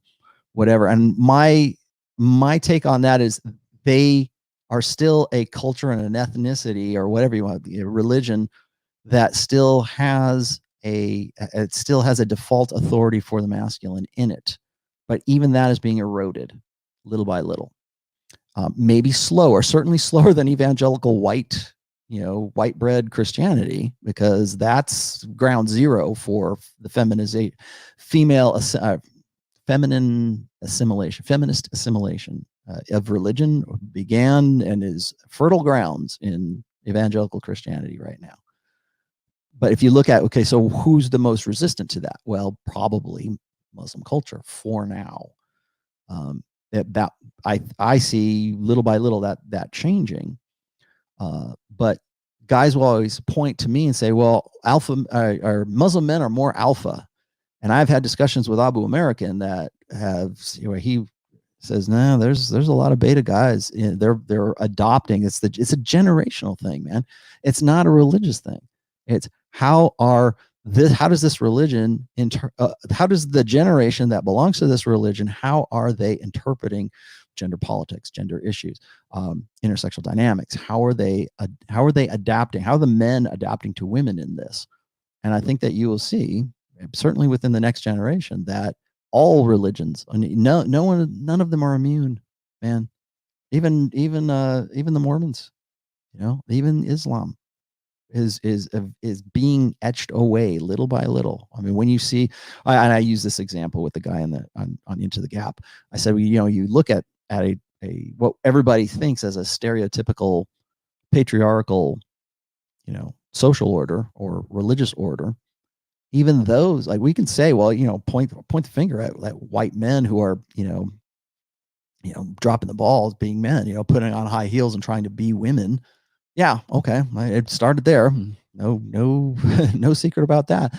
But where does it go from there? It's not a white male problem. It is a male problem. It is a crisis of masculinity, not a crisis of white masculinity or Asian masculinity or whatever, Indian masculinity. It's not a crisis of that. It is just masculinity. And I think you will see probably by the end of this next step, by 2030, you will definitely understand why I'm saying this right now. Because I think you will see a lot of social changes that are, just the other day, I think it was on, was it March 8th was International Women's Day. That was Sunday as well. The Dalai Lama tweeting like the Dalai Lama tweeting like President Trump, saying, I hope that women get this message, and that all the 200 nations of the planet Earth will all be run by female-led governments. Please realize my dream. This is a Buddhist, okay? This is the guy that's supposed to be desireless. This is the guy that's supposed to why would that even be a thing for the reincarnated Dalai Lama? Well, because even in Buddhism, you're seeing this influx, this assimilation of feminism coming into that religion. It's already in Hinduism, like, huge. I didn't know that. I had to really do some study about it. Particularly Krishnaism is very popular with Western women right now, because it's sort of like Christianity with the sort of a presumed feminism or feminist aspect that's in it already. It's like sort of like it's okay to be a woman and be like a Krishna, at least in the way that it's being promoted to Western women right now, which kind of shocked me. I didn't realize that there was the reason why I even raised an eyebrow to that was because Tulsi Gabbard is a Krishna. And so I started looking into that. Like, wow, really? She's a Krishna? And it's very popular. So it's all religions. It's not just that. And it's all ethnicities as well. So yeah, we see Black men as being naturally more alpha. Why? Well, because we see this stereotypical Black man as being Lee Haney, right? We see the guy as being, physically impressive, physical prowess. When we think about a Black man, we think about an athlete, right? I mean, most professional athletes are Black men. We see a constant push for interracial relationships with white women. That's in all kinds of commercials right now. And in every one of those, we look at the black man as being not as being the ridiculous infantile white husband like the Homer Simpson. And we see the black man and the white couple as being sort of this power couple where the guy is definitely the default authority in that. We presume, at least our subconscious presumes, that the black man is the alpha in that relationship. And I don't think that that's a secret right now. But but remember, that's a prepared image for you to consume. It doesn't necessarily mean that that's actually what's going on.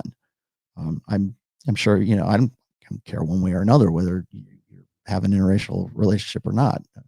Go do what you got to do. But I think that there's a perception that right now that black men are by default alpha, or even in Latin cultures. Latin cultures are very big on masculinity, like a guy being, sort of the papi, the guy who's the patriarch of the family. It's a little bit different, but even especially in Latin cultures right now, the male authority is being eroded. Do we see a Hispanic man? Do we see that man as less alpha than the black man? Do we see an Asian guy? Depending on who the guy is, really. Again, contextual, everything. So remember this. Remember when I was saying about how in some ways alpha can be defined in terms of a contextual alpha. Like what is the environment? What's the circumstance that this guy is in? Okay.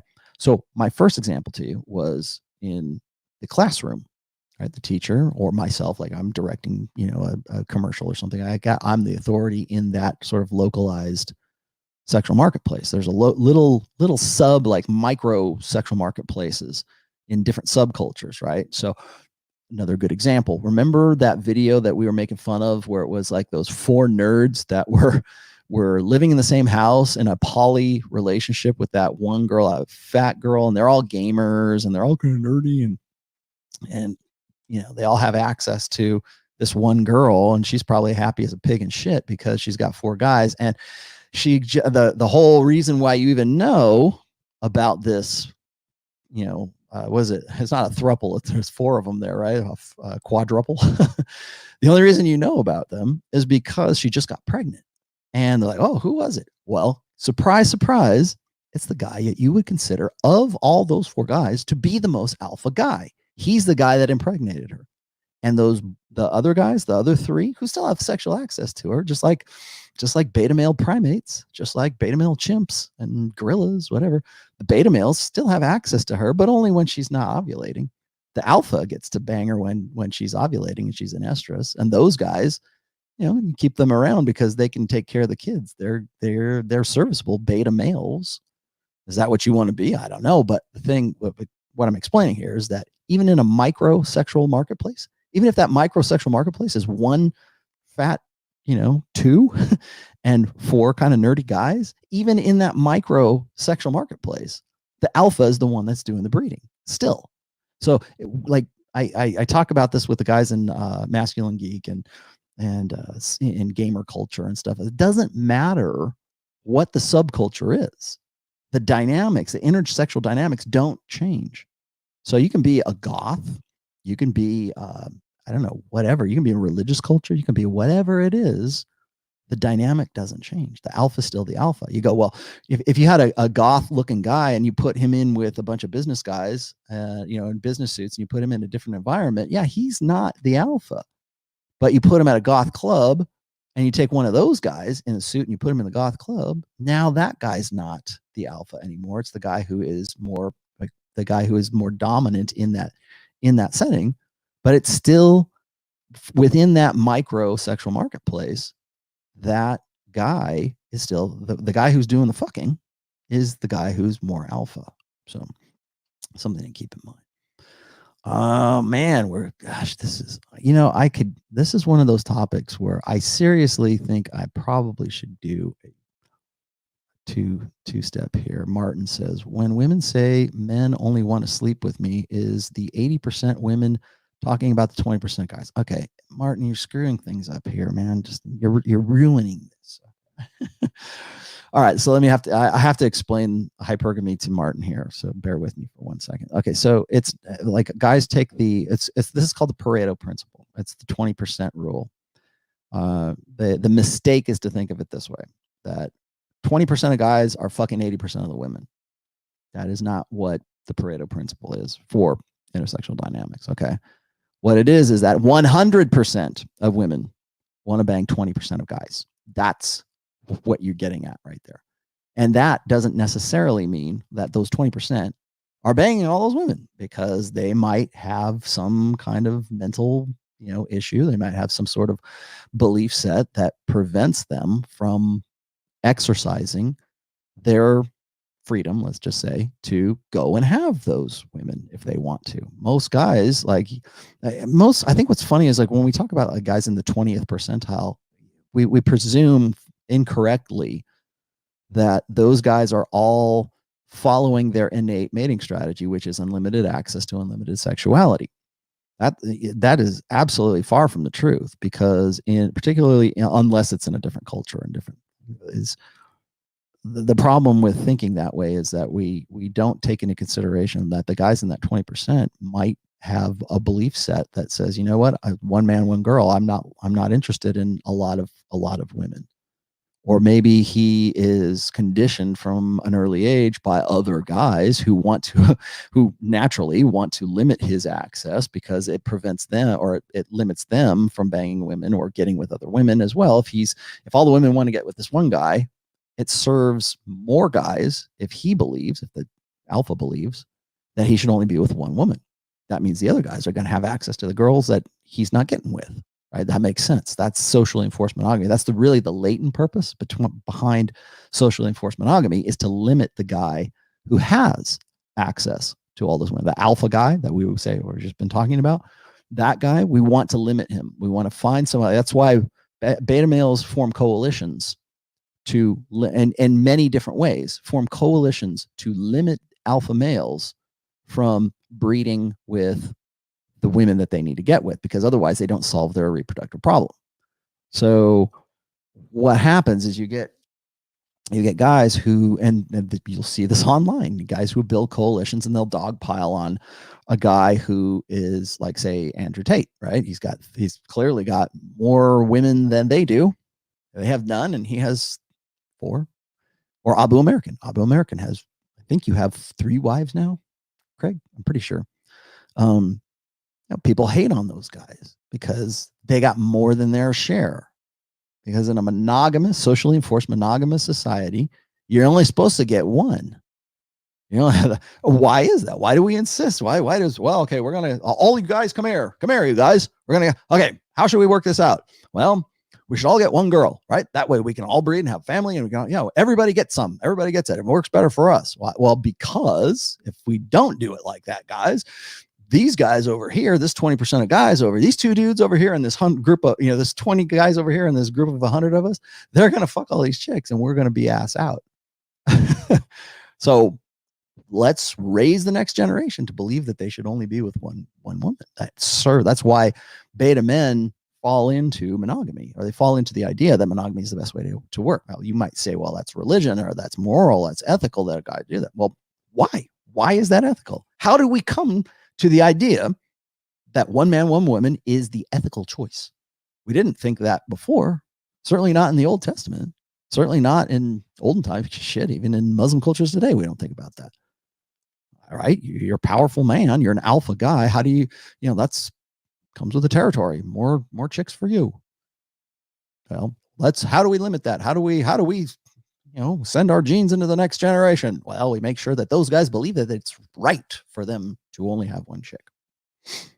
Now, I'm not saying it's right or it's wrong. I'm saying that's how we came to that conclusion. So I'll leave the judgment call to you guys.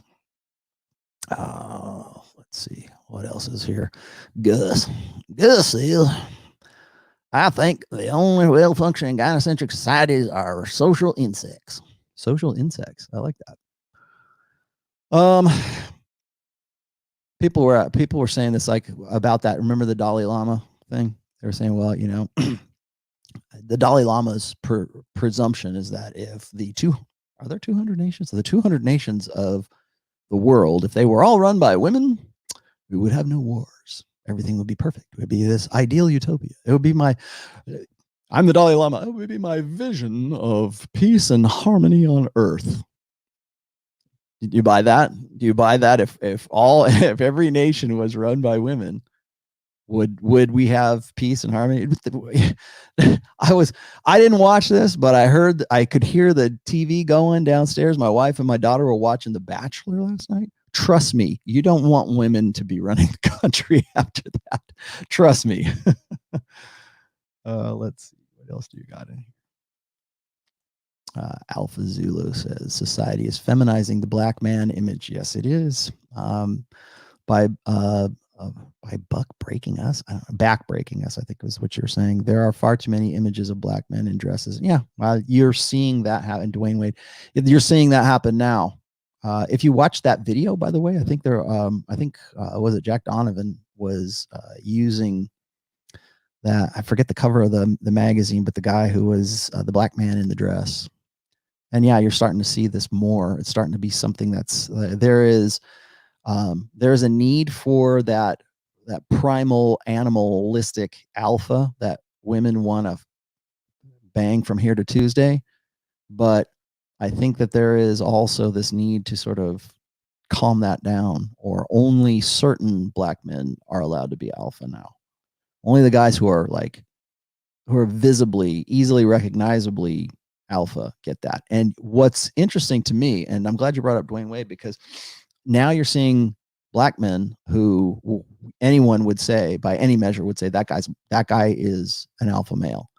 You're seeing that their children are being brought up by the village. They're being feminized. They're like Dwayne Wade is a good example. Now, correct me if I'm wrong. Dwayne Wade was his son decided to be transgender or wear a dress or something like that. That's one example of this mindset where we say, well, if that's who he is, I don't want, and if imagine like somebody saying, well, I don't think he ought to do that, or I don't think that should happen. Then what happens is that guy gets socially ostracized because he's not with the program. He's not on with the village's narrative, which is to take that to crush out the natural alphaness of that guy. That's what the Dalai Lama would love, to crush out masculine influence, to crush out conventional masculinity from human existence right now. I have two essays that are called Remove the Man. The first one I wrote way back in, I think, 2014. And I wrote it in response to a couple of articles that sort of said the same thing, is that there was a push in, I think it was a Washington state government, to rewrite all of their bylaws in gender neutral terms. So to take out man, it was just basically remove anything that said the letters successively MAN from whatever word it was, and replace it with something else. Like fireman became firefighter, or mailman became male person, or whatever. You get the gist there. What it is it's a push to remove masculinity from the very language that we speak. Now, good luck doing that with like Latin-based languages, because all of those are gendered languages. Latin, Italian, French, Spanish, all those have genders attached to them, even to a lesser degree, other languages do too. Well, are you gonna pull all those out too? Are you gonna? It's no longer going to be El Toro. It's going to be La Torah. What? How are you going to do that? How are you going to change the language? But the point is that it's not about how they're going to do it. It's that they would do it in the first place. What is the impetus? What is the motivation behind all of that to make it? It's more inclusive, or it's more gender? No, it's not. It's was George Orwell said, I'm going to butcher this, but it's, if words control thought, or if language controls thought, then, or if thought controls language, then language can control thought. I think that's from 1984, pretty sure. Meaning that if I can control the language, I can control how you think about certain things.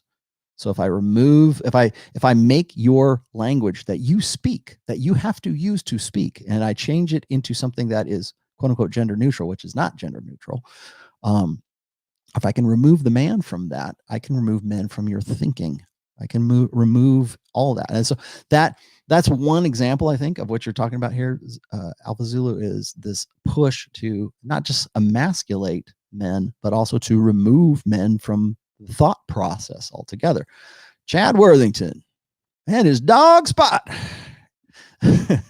Alphas are frequently shit tested to see if they are if he is fake. Yes. Females cannot manipulate alphas easily like betas. Yes. They will try to shame him into submission. Death by 1,000 concessions. It's like she wants the alpha but tries to destroy it. Yes. So that's the paradox, isn't it? That's the Beauty and the Beast story. Is Belle falls in love with the beast. She wants to bang the beast. The beast is hot. The beast knows how to lay pipe. The prince doesn't. She doesn't want the nice prince. She doesn't want the guy who is, who had to control himself to be what she wanted him to be. I know that Dr. Jordan Peterson talks about the Beauty and the Beast story as sort of archetypal, I guess, for like women's sexual strategy. But what he doesn't cover is the end result of that, of the archetype, anyways, for the Beauty and the Beast story. It's also Tarzan. It's like taming the savage, right? Tame the savage beast. And I've said this before. I wrote a post called The Script, and actually I think it's probably one of my better posts, if I do say so. And the script is this, and you will find the script in what I call a quote unquote script.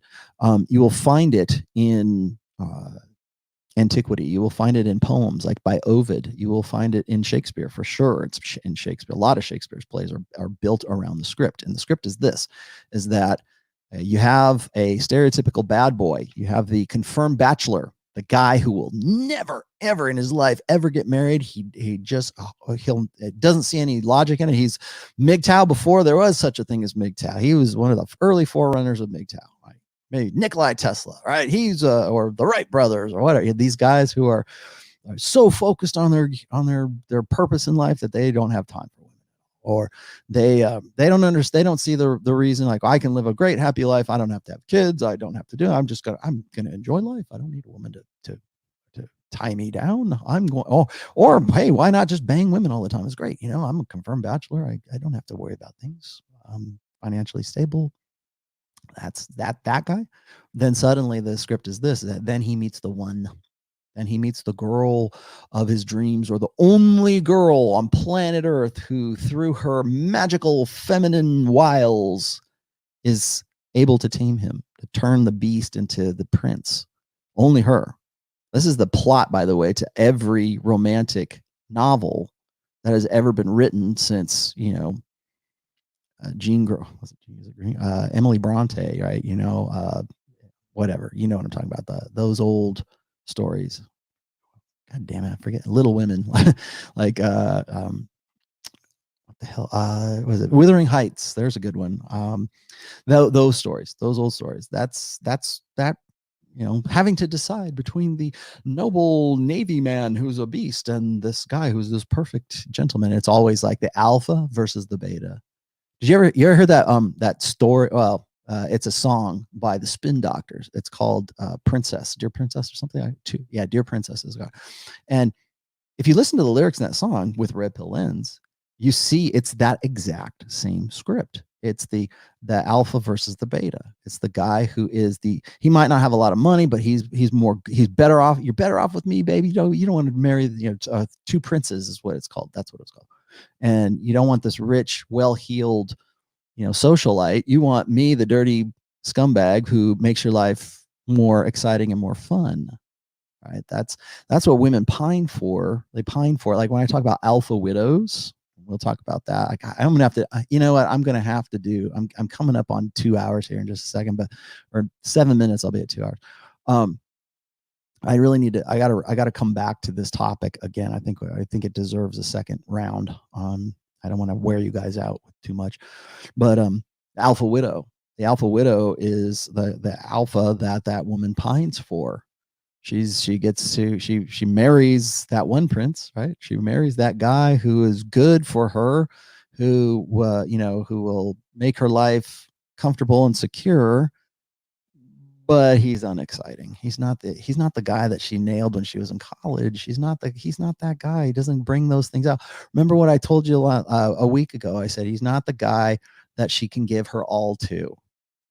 There's always a part of her, like remember grandma? Grandma will say, oh, poor Henry, he's gone now, but there's just a part of my heart he could never have. And then she talks to her granddaughter and says, well, Jack's at the bottom of the ocean. Only he has my heart. Here it is. Let it go at the end of the movie.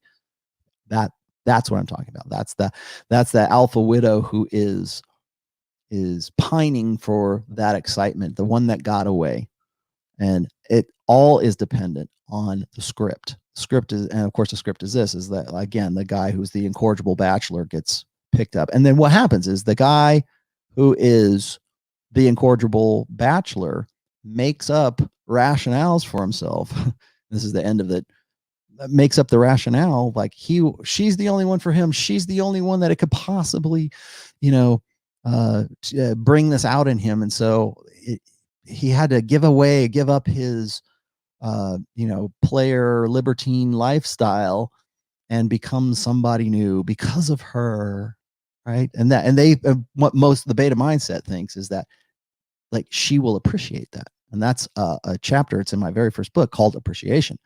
A blue pill mentality, beta blue pill mentality believes that a woman will appreciate the sacrifices that man has made. So if the guy is an incorrigible beast, he's a beast. He makes those sacrifices to not be a beast anymore. He thinks that'll make her love me that much more. It's destined to be. She's my one. She's my soulmate. She'll appreciate that I gave up all those bitches that I could be banging just to bang her. No, she won't. That's not how this works. That's not how the script works, but that's how your mind will rationalize it. Most guys' minds will rationalize it later. I'm like, remember the story in Marriage Story where the guy, was Adam Driver's character. Adam Driver's character was like, I gave up all this stuff for you. Oh, God, he sounds so whiny. He sounds like David Schwimmer. Doesn't he? Like Ross from Friends. I gave up all this stuff for you. And I was somebody. I could have been somebody. And I gave it up for you. And you won't fuck me. That was pretty much the gist of the whole. Man, put his fist through the wall. Yeah, that's a brilliant exchange. The guy who was writing it probably went through something like that himself. Felt that regret, that resentment, everything else, because there's this belief that I gave up my alphaness. I gave up my alpha lifestyle. I gave up who I was so that I could get with you. So that because you brought it out, you changed me, isn't that great? No, because she doesn't want Clark Kent. She wants Superman. She doesn't want she wants the guy who is, able to bend steel in his bare hands. She wants the exciting, fun guy who can fly. Okay. We're getting close here, guys. I think I'll just go to is there anything I didn't hit on my list here today? Let's see. Okay. So I covered this. I covered I've got my bullet points here today, guys. Isn't alpha also? Yeah. Okay. Can a man learn to be alpha? I believe so. Yes. How can you do that? Well, how do you learn to be alpha? You need to have an example of it. You need to understand what it is. You need to understand, how it can be manifested in yourself. I say this all the time, and this is a joke, okay? Get here, joke. I call myself a lesser alpha, and people say, well, why do you call yourself a lesser alpha? And I have said this before, is that throughout my life, I have been a lot of different things. I've been very much a blue pill guy. Certainly in my youth, when I was a teenager, I was very much a beta blue pill kid, nerdy kind of kid who couldn't figure it out. And then when I finally did figure it out, then I just, made all these really bad decisions because I was like that. In fact, the reason I got into the borderline personality disorder girlfriend situation was because I wasn't able to kill the beta. I wasn't able to sort of completely disavow, I guess, the blue pill. Now, this had come because I had gotten into the Hollywood metal scene and I was able to, have unlimited access to unlimited sexuality in real time. Back then, it was great. I enjoyed every minute of it. I'm not going to say I didn't. So you had meaningless sex. No, I didn't have meaningless sex. Trust me, I meant to fuck every girl that I ever fucked. It was fun. And I have very few regrets. if any, about that period of my life. But I would say that, people say, well, what about the BPD girlfriend? Don't you regret her? Yeah, I regret staying with her as long as I did. I wish I had that time back so I could have used it in a different way. But if it weren't for her, I wouldn't be able to speak educatedly about women who are like that. So, in a way, my sort of misery, at least if people can learn from it, I hope it serves a better purpose, right? So even when I was with her, I was definitely wasn't alpha. In fact, the whole reason like she was cheating on me and I didn't even know it, or she was trying to tell me, she was showing me, giving me all these signs like I'm cheating on you. The reason why I wasn't able to see that was because I still clung to the blue pill beliefs. I still clung to the idea that I need to be supportive and I need to put her first and all this other crap. And in doing so, like I lived that story out. I was the beast, man. I was the guy. I was that freewheeling alpha, banging girls in Hollywood every weekend. I made an art out of that. I say I'm a little bit over 40 on my notch count. All happened between 17 and about 24, right around there. It's a lot of chicks in that time, and it was fun. And then I didn't regret it. And even when the only time I regretted that, the only time I thought I was wrong, is when she was trying to convince me that I was a bad person, that I needed to change, that I needed to stop being the beast and the guy who was this, the semi-pro rock star in Hollywood, and I needed to be what her ideal was. And I felt bad to the point where I thought something was wrong with me. So I got to change, right? I got to be the prince. I got to be what her ideal is. And that killed me. And that turned me into basically an omega. And so I call myself a lesser alpha now. And here's the reason why is there was back in 2008, 2009, Royce had a socio-sexual hierarchy quiz, I think. And it was like, do you do these things? Do you do that? And it was like scoring like each question for, like, do you believe this? Do you think that? What would you do in this situation? It was like this quiz. I don't know if it's still, it might still be up. I think it's on the archive. There's a Heartiste is gone, but Heartiste.org, there's an archive on Heartiste.org, and I think it might be on there, but there's a sociosexual hierarchy test. And I took that test in 2007, 2008, and I scored lesser alpha. And that is where that comes from. Thank you very much. End of story. Go fuck yourself. Okay. Let's see. Why do men think alpha is a myth? Aren't men more evolved? Okay, so I don't know if you guys have got to this. I'll probably get to this in the next round. I want to go through the rest of your questions here. I probably have missed a shit ton of these. Is Harry Potter blue pill? Yes. Yes. There you go. There's your $2 answer. I'll tell you who's definitely blue pill. Who's the beta is I don't even know anything about Harry Potter really, but I remember that one kid who was pining for the girl in there. There's a lot of it's funny. Go watch Harry Potter. Go watch Harry Potter with a red pill lens, and then you tell me. Is my wife's boyfriend alpha? Yes, he is. If you're asking me that question. Thanks for your $4. I'd like to hear your opinion on the alphaness of black men. Okay, I already talked about that. And let's see, what else do I got? Did I miss? Who did I miss? Probably missed a shit ton. Hold on, let me back up a little bit here. Sorry, guys. This is a deep thing. I'm gonna catch up here, and then we'll do housekeeping here in a second. But I got a little bit more content for you. Don't go away. Let's see. Thank you, Ashan, for your 10 Canadian dollars. All hail, triumph, and rush. I think the only well-functioning. Okay, we talked about that. Martin, I got to you. Chad Worthington, I got to you. DLAM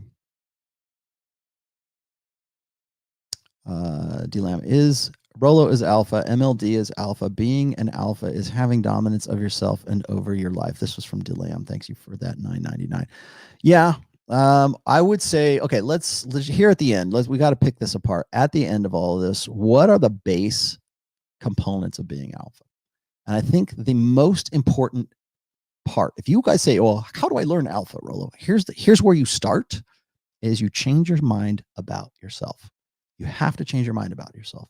And I know that sounds like woo-woo magical bullshit, but when I talk about mental point of origin, that's the basis, I think, of alpha, is making yourself your first thought.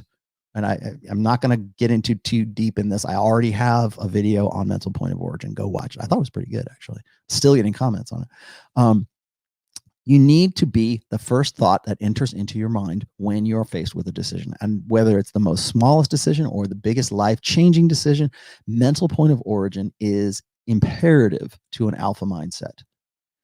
And I say this because the first thing a feminine-centric society does, our gynocentric education system, the first thing, the first prime directive of a female education system is to crush out mental point of origin out of little boys. That's why. Think of the little girl first. Put her first. I talked about this in my prior essay, not this week, but last week, how guys are conditioned to put the girl first, put the woman first. And to be a successful man, to earn your manhood today, is to be serviceable to women. I said this in the interview that I did for the Alpha Men documentary that I mentioned at the beginning of today's stream. I said this even then, is that in a blue pill society, in a gynocentric society, we condition, socially engineer little boys to believe that if they are to grow up to being good humans, right, to being good men, that they must put women's needs first, that they must be serviceable, that they must think, literally make the first thing that pops into their head, woman, womankind, mommy, sister, girlfriend, wife, daughter. It must be the woman first before he thinks of it. How is this decision? How am I'm faced with something. How will this affect my life? How will this affect my girlfriend? Oh, how will this affect my relationship? That is the prime directive of a feminine primary social order on little girls. That's why we teach little boys as if they're defective girls, and they're defective because they think of themselves first. Naturally, they do. They think of themselves. They want to do what they want to do. They want to run around the playground. No, you can't do that, Johnny. Go sit down and learn like a girl. Can't do that? Here, take this pill.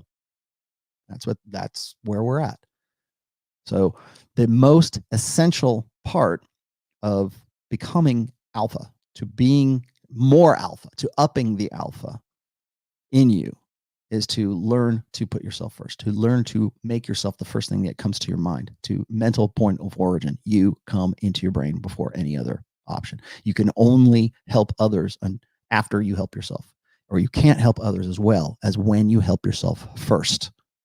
Keep that in mind. That's the base. That's the point of origin, right? That's the basis of being alpha. It doesn't mean you be a prick. It doesn't mean you're an asshole. It doesn't mean you're a jerk. You don't have to be a jerk. You have to harness the energy of a jerk. You don't have to be dark triad either. You have to harness the energy of it. You have to understand why dark triad is attractive, why it works, why does game work, you have to understand these things so that you can apply them in a way that is natural to you. I keep telling guys that you have to make this stuff, you have to internalize this, it has to become part of who you are. It has to become part of your personality. It has to be your default response. And that's the hard part, because it takes time. It's not something you could just go, okay, I'm going to make myself my mental point of origin from here on out. You have to keep doing it. You have to catch yourself. After a while, you'll get it. I don't know what, for some guys it takes easier, and some guys it doesn't. It just sort of depends on who you are, where you are, what's your, that's why I don't give you prescriptions, is because, your society, your upbringing, your family, the girl, whatever. Yeah, that's not me. I can't give you the formula. I can't tell you how long it'll take. How long will it take me to be alpha? I don't know. I don't know, man, because I'm not you. You can answer that question, not me, but it takes time. It's not like there's no pill. There's no red pill. There's no pill that you can just pop in your mouth and become alpha. It's a process. And I think this generation doesn't really realize how it's a work in progress. So that, I think, is the most important part. The basis is to be your own mental point of origin, and then you build on that. Go to the gym. Okay. I'm more physically impressive. Great. Girls are liking me. Great. Why do I want to be? Ask yourself, why do I want to be alpha? Why do I want this? What is going to be the outcome of me upping the alpha? That's another, I think I put this in the description. I have an essay called Up the Alpha. Am I believable this way? What happens with a lot of guys is they'll read this, or they'll read my book, or they'll even read the post I just mentioned, Up the Alpha. And they'll go, yeah, good idea, man. I'm going to get to the gym. I'm going to be this. I'm going to change these things in my life. I'm going to be better. I'm going to be the best version of myself that I can possibly be. And then she'll love me. Then she'll change. Then my wife will want to have sex with me. Well, if you're doing it because of that, you're not believable. You're going to seem like a pouty little child. Well, she won't have sex with me. I'm going to go to the gym. Don't put it that way. That's the way she'll read it. Because especially if you're with a woman, if you've been married or you're in a long-term relationship and she already knows what your predominant characteristic is, and your predominant and your beta is your predominant characteristic, you acting alpha seems like you're faking it, or you're trying to do it for a reason. See, you're being somebody that you're not. That's what it's going to come off as. So it has to be a gradual process. It can't be something that you just do overnight. You can't just wake up tomorrow and expect all your friends to think that you're alpha because you made yourself your mental point of origin. There's certain feedback. You might think that. You might think that you're hot shit, right? And that's a good quality. You should have. Here's the other thing is I think that alpha requires ego. So don't let anybody tell you this is how I know that John from Modern Life Dating is an alpha. Alpha requires ego, and it requires you to be unapologetic about it. When we look at guys who are rock stars, when we look at guys on stage, the classic rock stars from the 80s, this is no see, and you guys are going to goof on me for this, but I don't care. I really love this band called Steel Panther, because they're old school, and to me, seeing Steel Panther with a red pill lens, I look at that and I go, this is going to really piss off a lot of people. Now, again, most of their lyrics are goof lyrics, but they play that role. Michael Starr, the guy who's the lead singer for Steel Panther, he plays that role, that full of himself, cocky, certain he's going to get laid, and even if he doesn't, he can laugh at himself, and I know it's an act. I know it. I know he's married. I know he has a daughter. I know what his personal life is like, but these guys don't care. They're up on stage and they're representing an era of music and an era of men and masculine, a generation of men who when you saw that, you go, or women would see that and they would go, that guy's a rock star. He's on there. He's supposed to do that. Rock stars do that. Rock stars, want you to show them their tits. Rock stars expect you to throw your panties on stage, right? Because he's got an ego. Like today's rock stars, oh my God, don't throw panties on the stage. I might get me too'd. That's where we're at today. But back then, back in the 80s, all the time, man. Like now it's Birkenstocks, man. Back then it was high heels. Anybody thinks that that's an improvement shouldn't be going to rock concerts, to be honest with you. So ego is definitely a part of alpha. So don't think that, well, ego is the enemy. You have to kill your ego. Well, from an expectations point, maybe that's true, but you can never really kill your ego anyways. If you killed your ego, you die. I mean, you want to talk about nihilism, kill your ego, and you'll get nihilistic and despondent really, really quick. I don't believe anything's worth anything. So ego is definitely a component. If you read Mastery by Robert Greene, or just even 48 Laws of Power, it's treat yourself like royalty, and sooner or later somebody will believe you. Fake it till you make it. Just make sure that you make it. Make sure that you're making it because that's who you are, and because you decided to make yourself your mental point of origin. You don't have to be like super dark triad right out the gate. You don't have to turn into this fiendish psychopath. You don't have to turn into Charles Manson. Okay, you can tap that energy. The guy, remember, women love violent men in prison. That doesn't mean you have to go to prison to go get laid, but understand that that's like, when you see women, you understand how, like, that's how, when I talk about, and I really need to do an episode on Just Get It, but when I talk about how women expect men to just get it, you don't talk about it. You don't make it seem, you don't give away you don't show your hand to women, but you act as if you have a royal flush. You act as if you got a handful of aces. And you do so because you know what's coming next. I was asked before I came on this stream, but guys were talking about like, what's an example of amused mastery? Of course, I got a post for that, so I throw that out there. But amused mastery is understanding what comes next, like having been around the block. It's real easy for a guy who's a little bit older to use the technique of amused mastery because you have the mastery. You know what's coming. You're amused and you're amused by it, right? So she turns into this little girl because you have command presence, because you know what's coming next. You've seen it. You've been around the block. And alpha presents himself attitude-wise as if he had, there's certain behaviors that an alpha will do that a beta would not do. And we're just talking about testing to understand if that's like a real valid cue. Like I forget the guy who was commenting about this.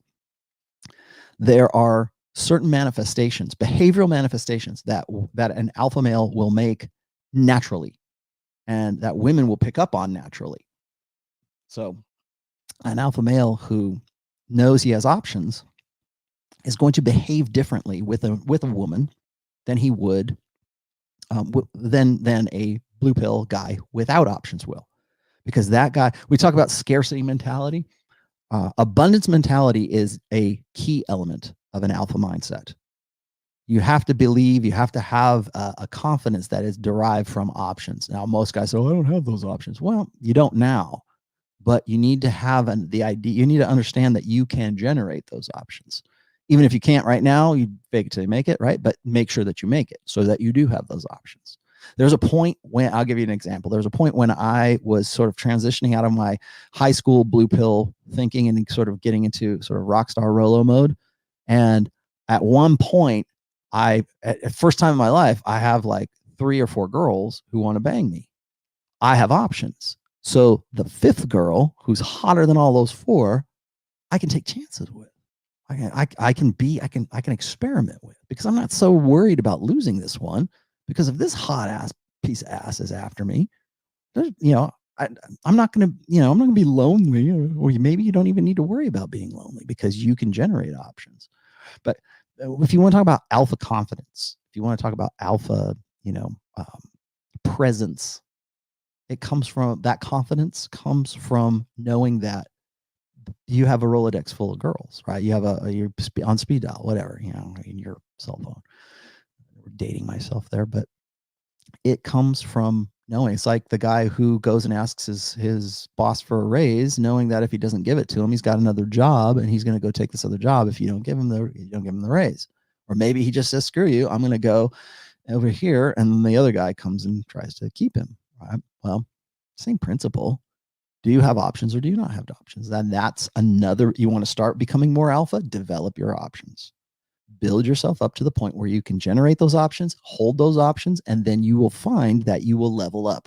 You will move up to hotter women. You'll move up to different situations. You say, well, I'm not into multiple women. Okay, well, the quality of the one woman might be different than the other one.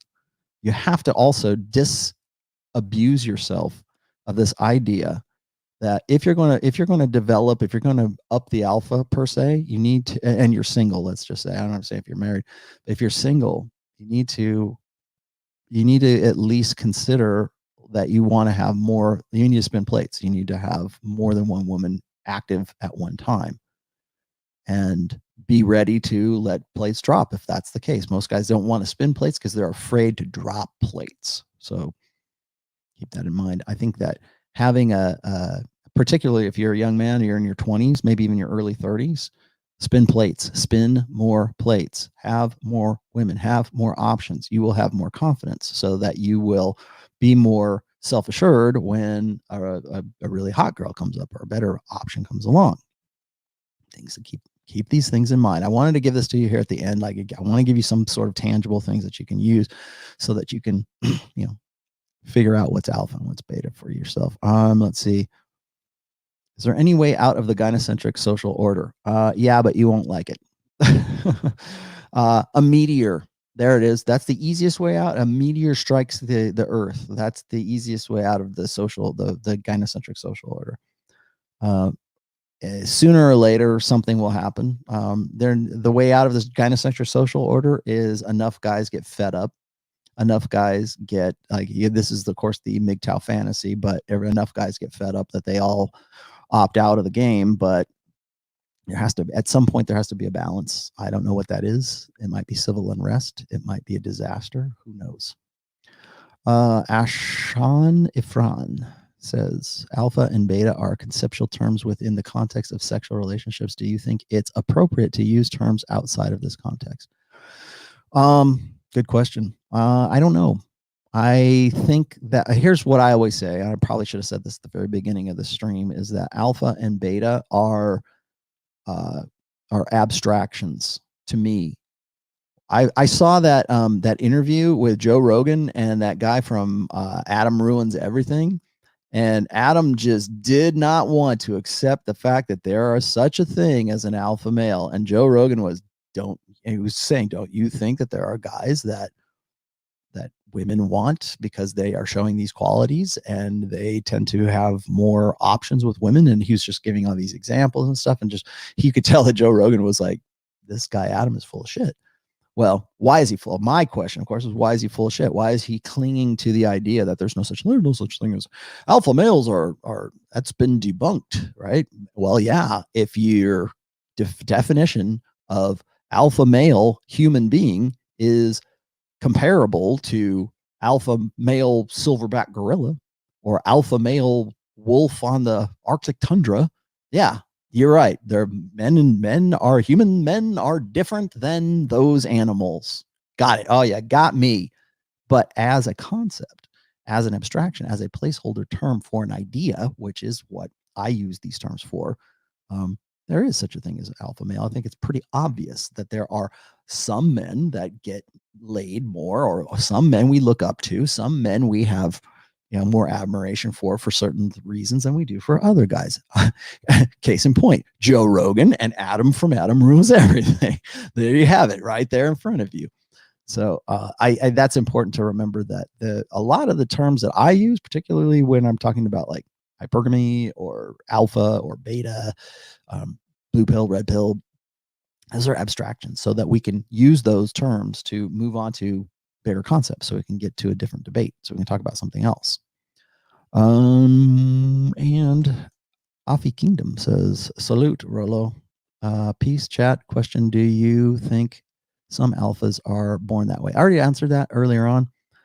Yes, I do definitely think that there is an innate part of alpha nature. And you can, like, a lot of people say, well, is that an ethnic thing? Is that just no, maybe, but the question is this: is there an innate component to it? I have and if you guys really want to dig into this, I have a post that's called The Warrior Gene, and it's Henry Rollins actually does this documentary on the idea that there is a gene that makes a guy more violent or makes a guy more of an alpha male. There's a genetic component to the guy who is an alpha male. Now, if you know anything about Henry Rollins, you would probably think Henry Rollins, if there's a gene, Henry Rollins got that alpha gene. That dude is, to this day, I mean, he's probably almost 60 right now, but the dude is jacked as hell, has always been like, he was the singer in Black Flag, always been like what you would think of as being sort of this alpha male guy. Well, if you give it away, but if you watch that documentary, it goes through this and they do these tests and everything, and you would think he would have that gene. Turns out he didn't have that gene. So what does that say? Not to say that there wasn't a gene. The gene was there, and they tested it for it in like gang members and prison inmates and other guys as well, like MMA fighters and things like that. They're like, these guys are what we would stereotypically call alpha males. Do they have this gene? Some did, some didn't. Henry Rollins didn't. Why? But we still consider him an alpha. How did he get to be alpha, but he doesn't have that genetic component, at least by this scientific definition? How did he get passed up? And how did he fake this so well? Why is he so built? Well, because he lived a different lifestyle, and because it was a social conditioning, yes, but it was also personal conditioning. He said, this is what I got to do to survive. This is how I got to be. So be it. And I would say that there's certainly a behavioral component to alpha, and there is an innate genetic component to alpha. Go watch that, man. You really want to get into that? Go see that. Go watch that. It's called the Warrior Gene. You can look at it. It's on the Rational Male, and you can also find it on YouTube. I'm sure it's got Henry. Just type in Henry Rollins Warrior Gene. You'll find it. It's fascinating. So there's your very verbose answer. Let's see. What else do I have here? You say flashes of alpha can revive women from yeah, okay, that's so Carl, what you're saying is the flashes of alpha. So you have to be careful of flashes of alpha. There are certain times when you're in remember, flash of the alpha is sort of something that you're showing when you're already in a long-term relationship. So if your predominant character is more beta, more blue pill, more passive, more sort of easygoing, whatever, I don't want trouble. And then you get pissed off for whatever reason, or, you're in a life or death situation and you got to get in this fight. You have to kick this guy's ass, or you have to like kill the bear with a knife.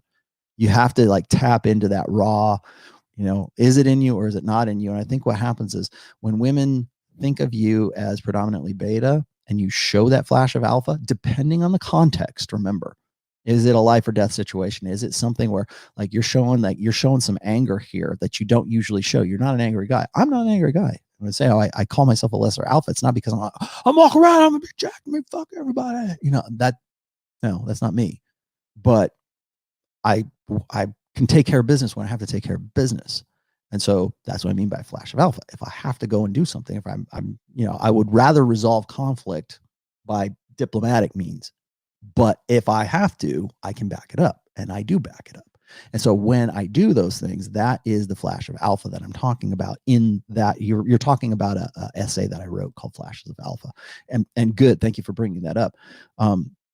But what happens is just what I was saying before is it can't be something that is you acting out, like you lashing out like a petulant child, right? You can't be pouty and you go, I'm gonna get what I want. It can't be that kind of energy. It has to be you're like, I see a problem, I'm gonna fix this problem, and it's gonna require some force, or it's gonna require me to alpha the fuck up, and because I don't care what this bitch thinks, I'm going to solve this problem right now. And the only way I can solve this problem is to alpha up and sack up and kick ass or whatever, or try or go down trying. I think a lot of guys don't realize that even if you get your ass kicked, the fact that you put yourself out there and you threw the first punch, or you did what you did, that, I mean, depending on what the context of the whole thing is, of course, but the fact that you'd even do something like that, it will shock women. It will shock the girl that you're with, because if she thinks it's just like I said before, most women's hypergamous filters, there comes a point where they've determined what your personality is, what you're predominantly alpha, you're predominantly beta, you're predominantly whatever. And then it's hard to shake that. That's why I kept saying, in Up the Alpha, that it's harder to go from being predominantly beta to being predominantly alpha than it is to be really predominantly alpha and then just, kind of show some vulnerability, right? That's more believable than it is to be the other way. It's harder to go the other way. Women's greatest fear is that they would become the selected instead of the selectors. Yeah, particularly later in life when they are the most vulnerable and insecure. Hairy butthole. You just wanted me to say your name. What else? Is that it? I think that is about. Oh, no, Dillam gave me 1999 and I missed it. Sorry, brother. It says, an alpha also rebuilds his life after his previous life turned to shit. Yeah, to ash. Alphas get zeroed out as well, but they rebuild. Thank you. I'm glad you mentioned that. And finally, YOLO says, hi, can a short man be alpha? Yeah, he can. Go look at how tall Robert Downey Jr. is. 5'9", by my last estimate, I think. Most guys are about 5'9", right? Am I wrong about that? I think that in the United States, average height of a man is like 5'9". Remember, height is also one of those contextual things. If you are a Filipino man and you are in the Philippines, and the only thing all the women around you ever see is men who are 5'7", and they think you're tall at 5'7", you're the most alpha guy and you're 5'8", you're the most alpha guy she's ever known. It's subjective. Okay. So if you are, I don't know how tall, under 170 centimeters, I don't know, dude. I don't do metrics. This is the United States. This is America. We don't do metric systems here. That's foreign rulers. We don't do that. What the hell are you talking about? Centimeters. We're gonna have to clean your clock. Don't let height be. Again, this is. Yellow, I don't know how many times I got to tell you this, but what is it? Iron Rule of Tomassi number 8. Always let a woman figure out why she won't fuck you. Don't do it for her. And every time you ask me those questions, you're doing it for her. So, okay, guys, we are almost, I am at the 2 hour and 30 mark. I told myself I was only going to do 2 hours. All right, guys. So anyways, hope you guys have enjoyed this. I like having these discussions with you guys. This is fun. Thank you for all of the super chats. No more questions, please. Just send money. But seriously, go watch that, the Dutch video, the Dutch documentary. Well worth your time, at least to see things from sort of different perspectives. I think you will probably find the Warren Farrell contributions to that documentary in contrast to my own will be eye-opening for you. So do go and check that out. If you want the link, it's on the very front page of the Rational Mail, my blog, therationalmail.com. Go check that out. Everything's in the descriptions. Please, guys, I need more subscriptions. Please tell guys to subscribe, please. And yes, I do know about Josh Fluke's latest video. Thank you very much for everybody reminding me that. I think I might just get Josh on maybe on Sunday. Maybe we'll talk. He had a video about how he broke up with his girlfriend, or his girlfriend was cheating on him. And so I think that'll make a pretty good show. And I really like Josh. Josh is a good guy. So I want to talk to him about that, and probably also about women in corporate America or something like that. So I think that'll probably be Sunday show. If I can swing it, I'll get Josh on for Sunday. Also Rule 0, as always, on Saturday. I think it's Troy's turn. It's either Troy or it's going to be Rich. I don't know if it's my turn just yet. But anyways, Rule 0, 11:30 a.m. Eastern time on Saturdays. I don't know exactly what we're going to talk about yet, but check that out. Book 4 is coming along. Again, like I said, the reason I'm sick right now still is because I'm keeping very weird hours. I'm trying to get to the gym at different times that I usually do. And I don't have coronavirus. Thank you very much. And I got chapped lips, though, which is kind of killing me right now. Anyways, enough about me. Guys, please hit the like button. Please hit the subscription button, and also the alerts. Sorry about last Sunday, but I was very much under the weather. What else? Oh, so book 4 is like I said, I'm deep in the weeds in book 4. I'm doing the layout for the print book of book 4 right now, so it's coming soon. Just to let you know, Rule 0 live in Vegas will be April 18th. We are completely 100% sold out. Even the overage tickets are gone. So if you didn't make it on this one, stick around. Stay tuned. We might have something else for you later on. Hopefully this coronavirus doesn't put a damper on anything. I don't think it will, but we're doing it rain or shine. So don't forget, April 18th, we're going to be doing some video there too. And it's a one-day event. It was myself, Troy Francis, John from Modern Life Dating, Rich Cooper, and Ryan Stone. So if you missed it, again, we'll probably do another one at some point. So stay tuned, stick around, and I hope you guys love this. Bye.